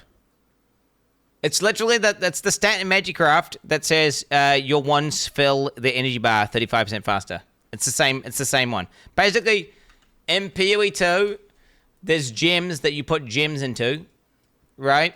And there's a meta skills, and it says when you fill up this bar, right? This happens, right? And it does that skill, right? So it just says you proc this bar 35% faster. That's what it's saying. So basically, the auto proc meta skill things, depending on how the meta skill read, it could read a bunch of different ways. The TLDR is they all have energy, and they gain energy, and then once they gain energy, they do the thing, right? And the thing is like depending on what you put in and whatever, but it just means it's going to proc those things 35% more often, which is strong if you're doing a build that is heavily invested in that. Play Magicraft. Play Magicraft. Magicraft is literally PoE 2. It's WASD. It's got all the PoE links. It's got the new PoE 2 skill system and everything. Critical hits ignore non-negative enemy monster elemental resistances. Oh, wow! That's neat. The fact they specify non-negative. So then you can get negative enemy res. And then it's... do you know what's sad about this, chat? Is this got nerfed massive. So it's buffed, right? If they just changed this wording in PoE1, it'd be a buff. But this, relatively speaking, between the games got nerfed because penetration is so vast now in this game. Like if you look at the nodes on this tree, it's so much easier to get pen. You can see here, like damage penetrates 18% res. Damage penetrates 15 res. Damage penetrates 15 res. Damage penetrates 15. Like these numbers are insane, right? They're huge. So it seems like pen is a lot more accessible. And then because pen's far more accessible, what that means is that you get less value from a talent that ignores enemy res. Just whoa! You save a bunch of nodes. You are right though. You are correct. If you save like 7 nodes in the tree. Right, let's say you save 7 nodes in the tree. Like 7 times 5, right? That's 35% damage. So crit cap, and then you gain 35% more damage or something. Okay. It's pretty strong. And you can't cuck yourself. Because of this new wording, where it says it ignores non-negative. Well, it doesn't make them take less damage if they're negative, right? Which is what it does in PoE1. Grants elemental... Okay, what's this? Elemental expression. Trigger elemental expression on melee critical hit. Creates a fire explosion, an arcing bolt of lightning, or an icy wave. Nah, bro! They do a wild strike in a character!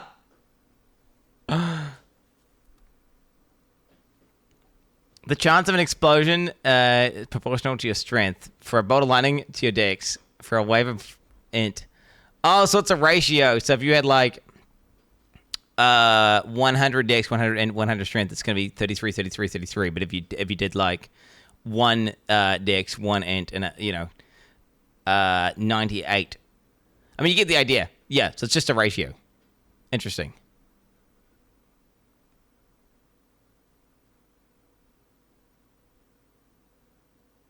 For a bolt, proportional dex and a wave of int. Yeah, I would be dex. I'd be dex stacking. I'd be dex stacking out the wazoo. Okay, so wait. Dex stacking, monk? Tick stacking for evasion and also Giga bolts. Then link it up to chain for insane clear. Would need to be correct. Then also don't have to invest into pin. Plus procs the bolts. Yeah, so what it'd be is it'd be an evasion stacking crit dex guy. And the way it would work is you would crit with an ability. It's shooting out lightning bolts. So then you're doing 2 6-links because this would be 6-link. Your other thing would be 6-linked. Then because you're critting, you're ignoring their res. You don't need any pin. And then you're abusing the protect from harm. So it'd be a 2. It'd be a 2. Oh wait, can I even get it? Oh fuck. 2 1. I don't know if I can even do it.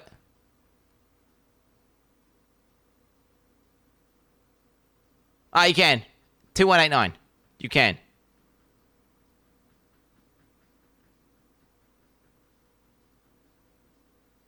Yeah. It'd be a 2189. That's what it'd be. Can you guys follow my Twitch and then come back? What is this guy? What is going on right now, bro? We turned follow only mode off, so it's been breaking. What the fuck? Wait, can we put it on? By the way, someone put follow only mode on 5 minutes, was turbo cringe. Mods, we gotta never do that. Follow only mode. It's just follow only mode. And that's it with no time. I'm just saying for futures, just in case I'm other. So follow only mode good because it stops retards from coming in. No, 30-minute follow mode and 5-minute follow only mode sucks. Because whenever it's basically what happens is if anyone raids or whatever, then people can't type and then it just totally kills the vibe. It totally kills the vibe. Yeah, it's a vibe killer. Now, if there's a fucking hate raid coming in, then turn it to follow mode 20 days for like, yeah, bro, who cares? But for the most part, follow mode 0 time best. Ah, what happened? Okay, I must admit the good monk looks pretty strong. Entire decision whether or not this is good or not hinges on the PDR node. Entire build relies on PDR node being good. Yeah, so we don't know. We need clarification as to how this works. Because this is either fucking giga broken or giga mid. Or just okay. We don't know. If it's like percent based PDR and it gives you a good amount, it's broken. If it's not percent based and it's some stupid flat thing and it's some awful scaling value, it's trash.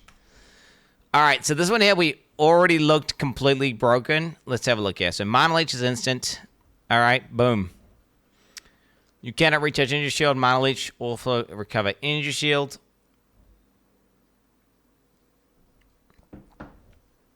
So this is just really strong. This is really strong. Plus 10 max chaos res. Chaos res is doubled. That's such a nice one, isn't it? That one's just really strong. It's super quality of life and really strong.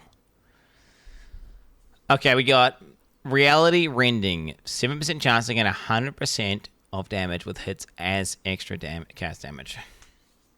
13% chance to gain 50% damage with hits as extra cast damage. 23% chance to gain 25% with hits and extra cast damage. Okay, do we work out these values right now? Let's work out these values. I'll do it for you guys. I'll do it for chat. I got you. So it is 100 times by 0.07, 7% more. Right? 50 times by 0.13. 6.5% more.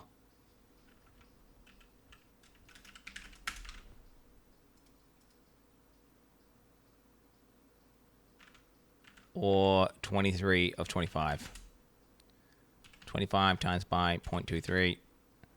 5.75. 5.75, 5.75, 5.75, 5.75. More. Wait, do we have... Wait, can you proc 2 at once? Listen, read the verb. Let's look at the words here. 23% chance to gain 25% as extra cast. I think you can have all. You can multi-proc, right? Looks like you can multi-proc. It doesn't say or. It just seems like 3 different procs you can have. So you can have all 3. So it's just plus it again now. So it's 7 plus 6.5 plus 5.75. So it's 19.25% more damage. Monk, Chaos Monk, random node equals 19.25% more.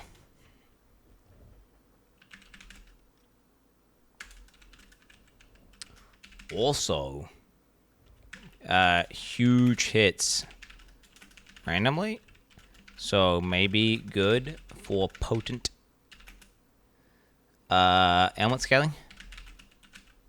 Obviously it's chaos damage, but if you can scale it, doesn't matter. Yeah, so like think about it. If you could shock with chaos damage, then you could do a big ass shock 7% of the time, right? If you could you know, whatever, ignite with chaos damage, then you could do a big ass ignite 7% of the time. And I mean, sometimes, I mean, you could do, wait, is it 0.23 times 0.13 times 0.707? Is that really that? I kind of done that right. That seems far too low chance for all 3 to happen at the same time.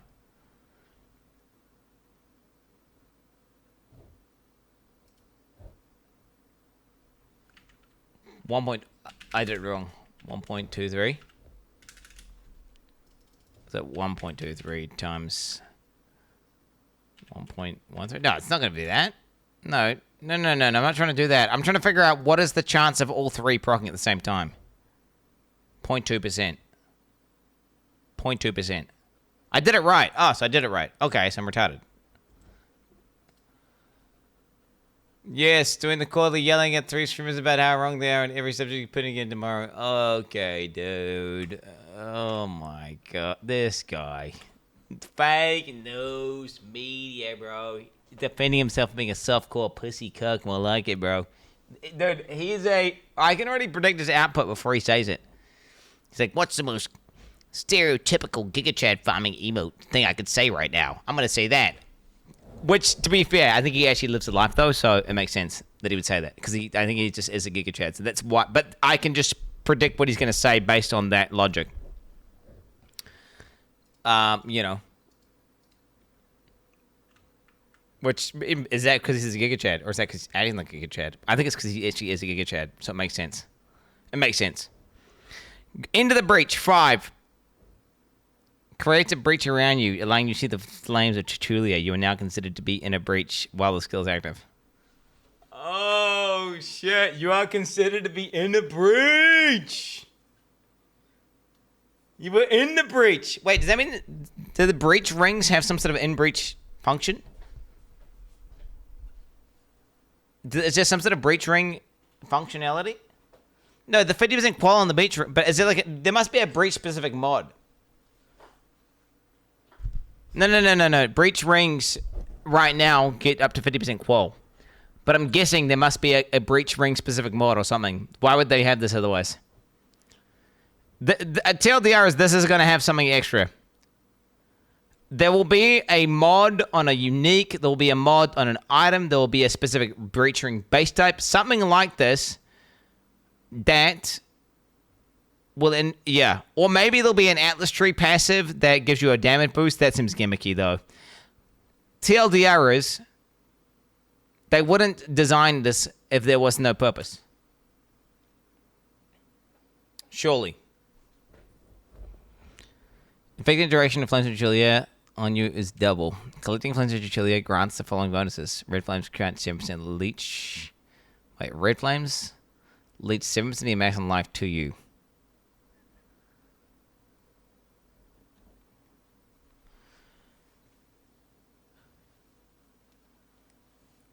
What the fuck?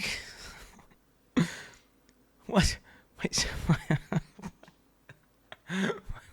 Wait, red flames of Chichilla. I'm just, again, chat, you read that and you're like, yeah, it's just 7% life to you. What are you talking about, bro? I'm trying to understand what that means. I'm trying to digest here, chat. Okay, red flames leech 7% of your max life to you. So wait, it transfers your max life and it turns it into a leech instance on you. So it's like a little hot. Okay. 7% of your maximum mana to you. Okay, it's like a little mana hot. So red good of your life. If you're doing a mom build, blue good. Purple flames to Chilia provide a stacking buff, granting 7% of damage as cast damage for 5 seconds. Stacks up to 10 times. Huh?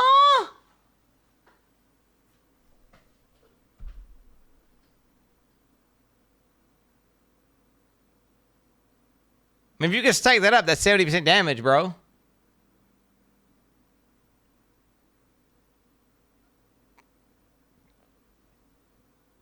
Fitting duration of Flames of Julia is double. I mean, what the fuck? Chaos Monk, Breach Node. I mean, 70% more damage. Plus.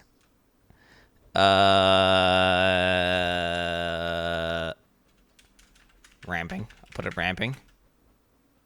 Oh, my bad. 140. True. Because it's times 2, 14. This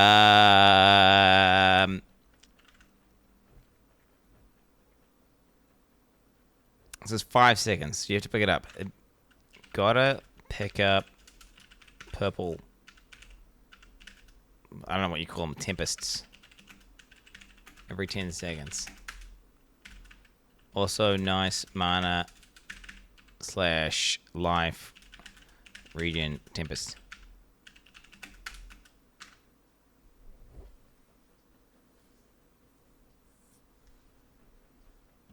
Yeah, so basically, chat, if you can be fucked picking up these things, you're going to get 140% more damage.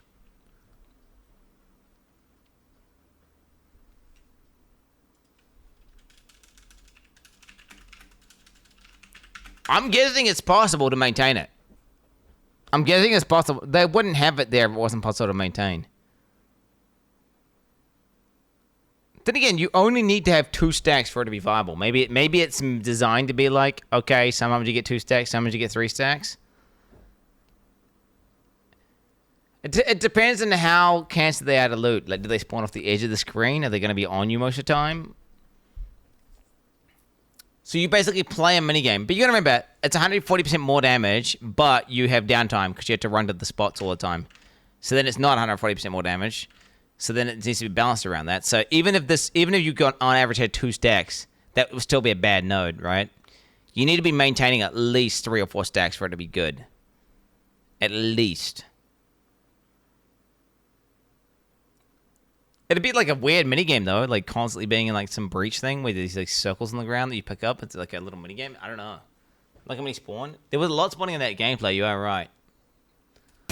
In order to earn more points, you will need to defeat Zesht at a higher difficulty, and some rewards from Zesht can only be found by increasing the difficulty of the Twisted Domain above certain thresholds. Wait, so he's at 3 stacks right now. Defeating Zesht at difficulty 4 will be a challenge indeed, but there are many more threats in Breaklast. Yeah, so it's those. Above certain. So I thought it was like little Tempest looking things, but it's not. It's like these little. It's like these little fucking. It's these little things. Thresholds. Defeating Zesht at difficulty 4 will be a challenge indeed, but there are many more. And as you get from class, you will need to defeat Zesht at a higher difficulty, and some rewards from Zesht can only be found by increasing. Blue, so that's purple right there.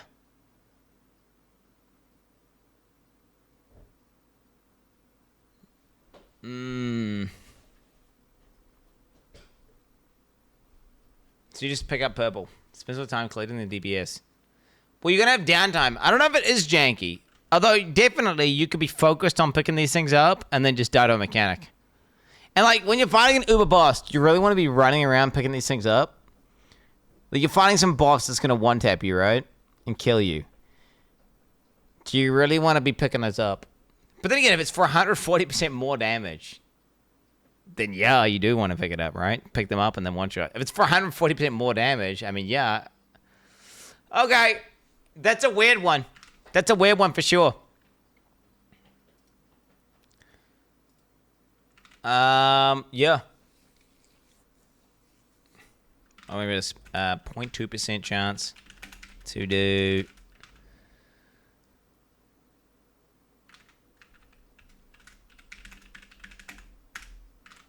Log in. Okay, Embrace of Darkness. Remove all spirit. Base maximum darkness is 100. For each life and any shield lost in damage, reserve 1 darkness.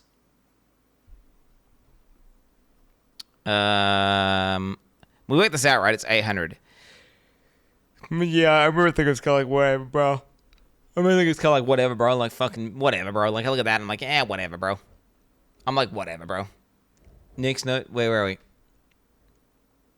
So wait, base is 100, plus 5 per level, so plus 5 times 100, 500, so it's 600. Darkness. Each life energy shield lost to damage with 1 darkness. If possible, darkness duration lasts 10 seconds. So yeah, so you basically get 600 life extra. Okay, 1% of extra cast damage per unreserved darkness. So this is like, if you don't get hit, so you get a 600 unreserved, divide by 20. So 30%.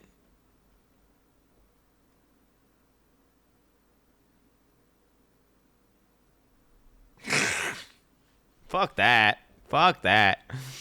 50% reduced darkness reservation duration. Fuck that, dude. Wait, there has to be more ways of getting darkness, right? Like, you would think that it would say something like, all spirit gain converted to darkness. Right? And then you could get spirit to scale your darkness up or something. Like, because this seems terrible. Like, this seems terrible, bro. 600, and then you get 30% extra, like 2 points.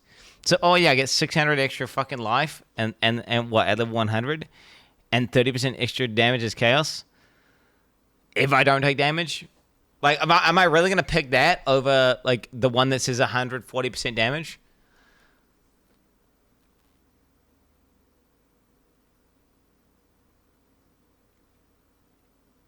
I mean, I still think...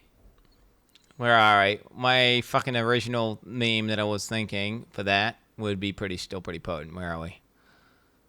Mana stacking more monk with breach nodes.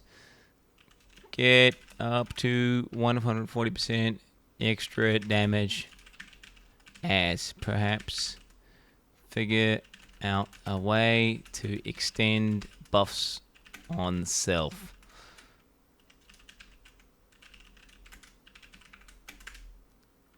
Right.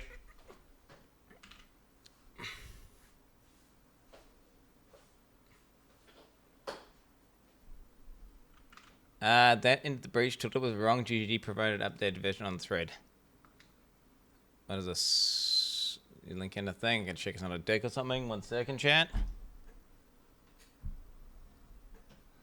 It's loading slowly. Whatever this is. I need to put NordVPN on, bro. Oh, you fucking bitch! Fuck you! Dude, do I ban him for the league launch?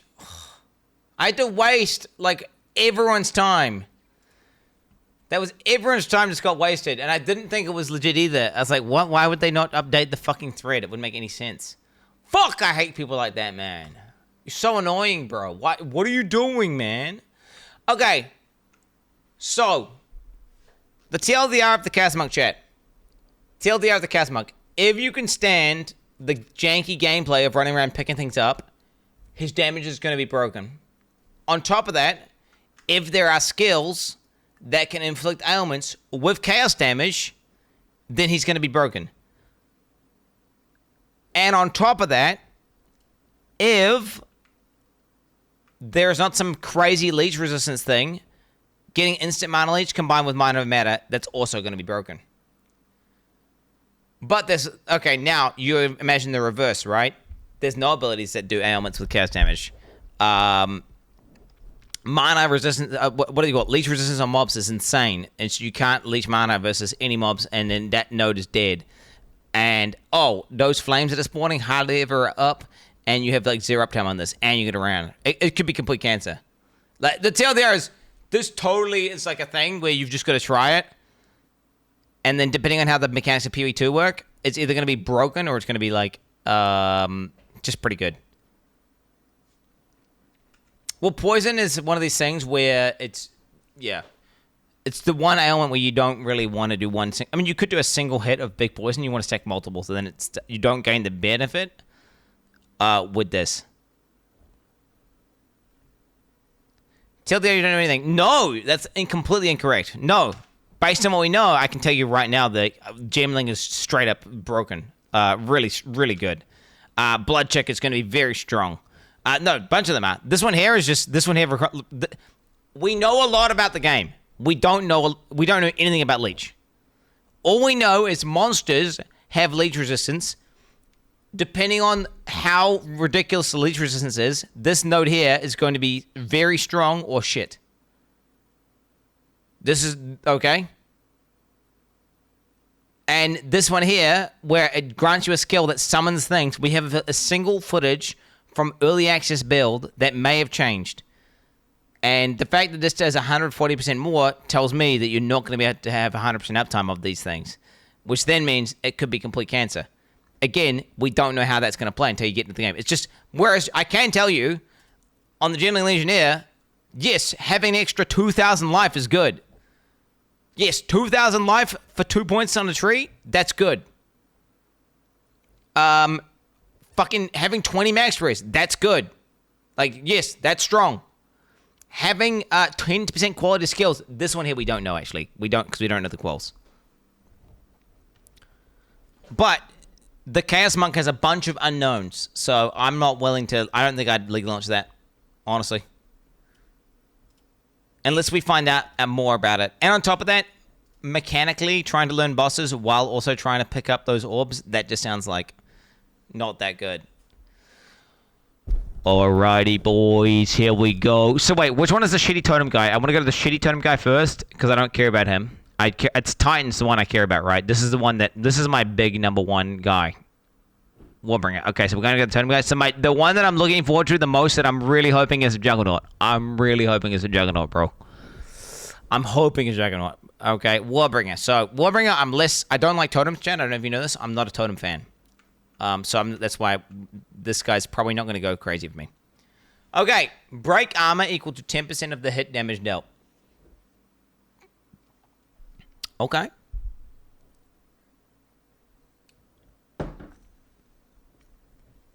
This is probably broken, actually. Well, not broken. This is probably like a free support link on every single ability. Right? You know, you hit for 1,000, you break 100 armor. 100 armor break, I think, is not a non-zero. Like, this is like going to be a very good way to break armor, it seems like. So, yeah, okay. Yeah, you ramp up as well, you break their armor. You can break enemy armor to below 0.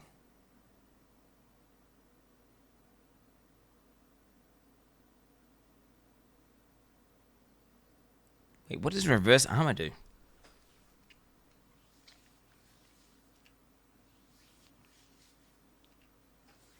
So wait, they take more damage from a hit? Well, no, but you gotta understand how armor works, the calculation. Because you get more DI from armor for a smaller hit, but less DI from armor. So let me think here. You're hitting hard, but they got reverse armor. Oh god, my brain, bro! Fuck, this is hurting my brain!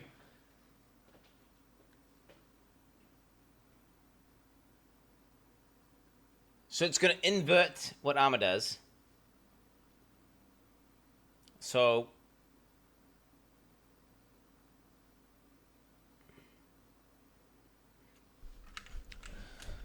Okay, wait, where am I? It's going to invert armor. Okay, we got to figure this out in my brain. Okay, so wait. Let me see it.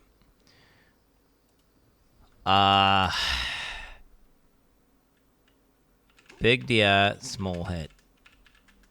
Okay, so the reverse of this is small DR, big hit. And it would be not DR, it'd be damage increase. And it would be small DR, big hit would be big damage increase. Okay, that's how it works. Oh my god, that's hard, bro. Holy fuck. Okay, so wait. Huh? Okay. So reverse armor works like this, chat. If you hit an enemy for a small hit, you're going to get a more of an increase. So lots of little hits will get more damage increase. But then large hits will give you a damage increase, but a smaller damage increase.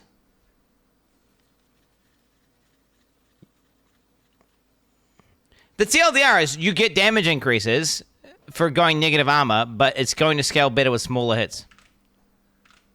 Chat, you're stupid if you don't understand. Do you understand how GG works? Do you understand how, like, you prod speed gets to 0 and then you start going reverse prod speed? Do you understand how, like, reverse res works? This is literally how it will work. This is how... GG, when they say reduce armor below 0, it literally means invert armor. Which means that you'll get, like, more of an increase, which will be super weird. Now, the bigger hit will still be bigger than the smaller hits, but you'll get less of a damage increase. You'll get... So it's not... They take more damage, but yeah. That's so weird. That's so weird. So now the question is, how long is the armor broken for?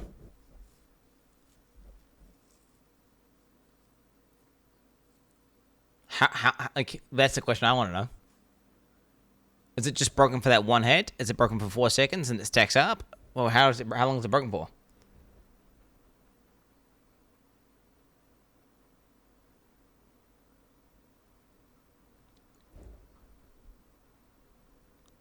This is very interesting.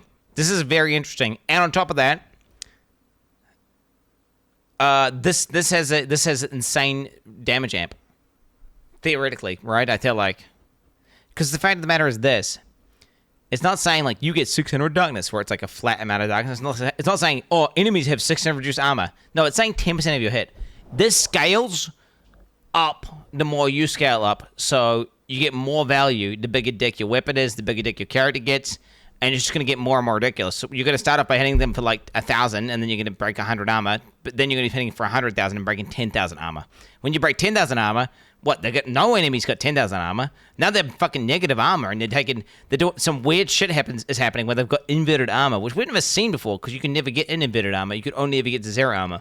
But inverted armor is reverse armor, which means small hits get big damage increases, big hits get damage increases, but smaller, which is fucking weird to even think about. Inverted armor is weird. This is weird, bro. It's really cool, though. Really cool. I want to know how this actually calculates out. This is probably going to be a POB angle. Yeah, I don't know if it's snapshots though. Like you break the armor once, so it's like I don't know. It's like this: you hit for like 100k, you break 10k armor, and now that the next hit has 10k broken armor, and then whatever you hit them for, which that would naturally have a self-ramping increase, right? Because it's like shock ramping. It's the same thing. Because each time you would hit them, you do more damage because they had less armor, and then because they have less armor, you do more damage, and it would have like a self-reinforcing ramp.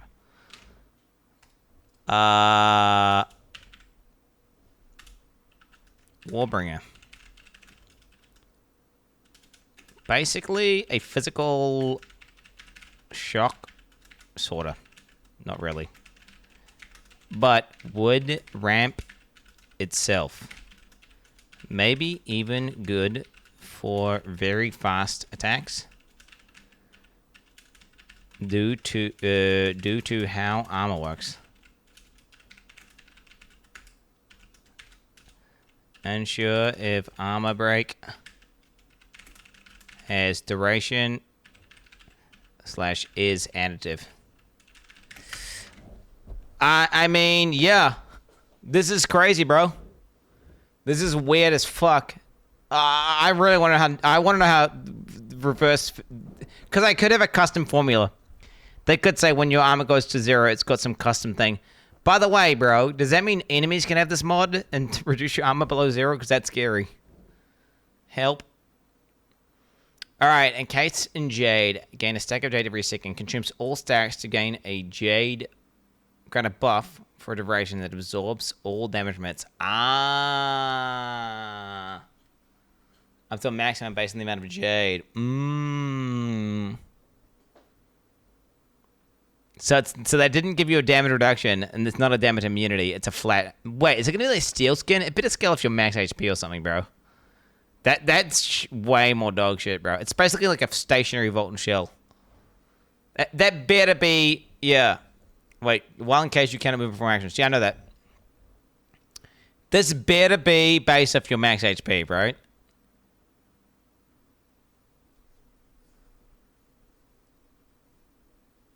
Yes, you can still take dots. You still take dots.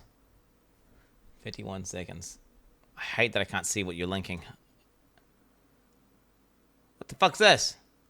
The fuck are you linking? Dude, fucking... That's a permaban, right? He's trying to spoil. That's a permaban, right? Is that a permaban? I don't know if it's a spoil or not. I should permaban you. I should permaban you for longer.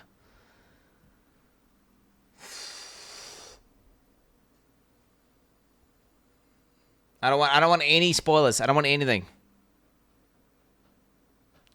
I don't want anything. Until I look at everything, I don't want don't link me anything. I don't want anything. I don't want anything. I don't want chat. I don't want to have my brain tainted. Okay, so this is what you understand. When you have the divine touch brain, chat, when you have the special brain, okay? Okay, you can't have outside influences taint it by coming in with some preconceived notions that like will warp the way you look at things. I want to look at things blind. Otherwise, if you hear someone say something about a thing, that's all you're going to see about the thing that you saw. You won't think outside the box. You'll just be like thinking about what they told you to think about. Right? I like to be blind. I look at it blind. Okay? That's what I like.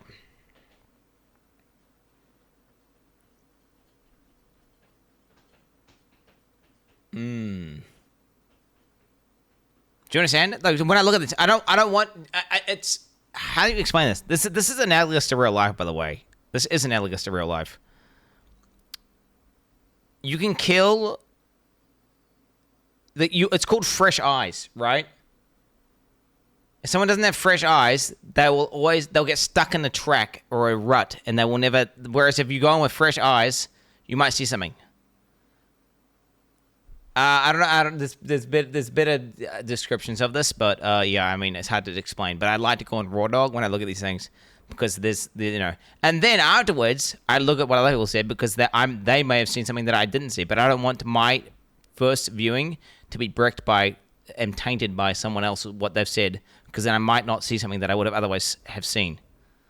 Okay, brother. Fuck OTK. Oh, when's the OTK thing? How long till the OTK thing? Yo, OTK! OTK! When's that happening? When's that happening? I'm totally, Is it happening in 9 minutes? Wait, where's it? What's happening in 9 minutes? Bro, I haven't looked at the main one I want to look at! Is it happening in 9 minutes? Chad, I may or may not be contractually obligated to watch the OTK thing. I may or may not be contractually obligated to watch it. So, we may or may not be watching it. Oh, yo, dude, yeah, look. See? That's me. Look, co-streamers, bro. Co-streaming the event. I don't know when it is, though. Yo. Not a brand risk. Hey, yo, dude. Hey. But wait, when is it, though? Like, when is it, though? Is it actually in 9 minutes? It's actually in 8 minutes. How come there's no link to it? No one's linking it to me right now. What's going on here, Twitch chat? No one. I would assume that it's live right now. Then right? Am I crazy?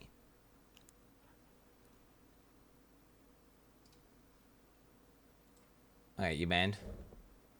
Only reason I click on these links, by the way, is because something's broken right now where I can't see the things, and it really pisses me off. Actually, it's one of these things where every single thing irritates me. I'm not gonna watch Soda Bomb and watch it, bro. Where's the actual, like, main thing, bro? Shit. Oh, shit, it is only 7 minutes. Okay.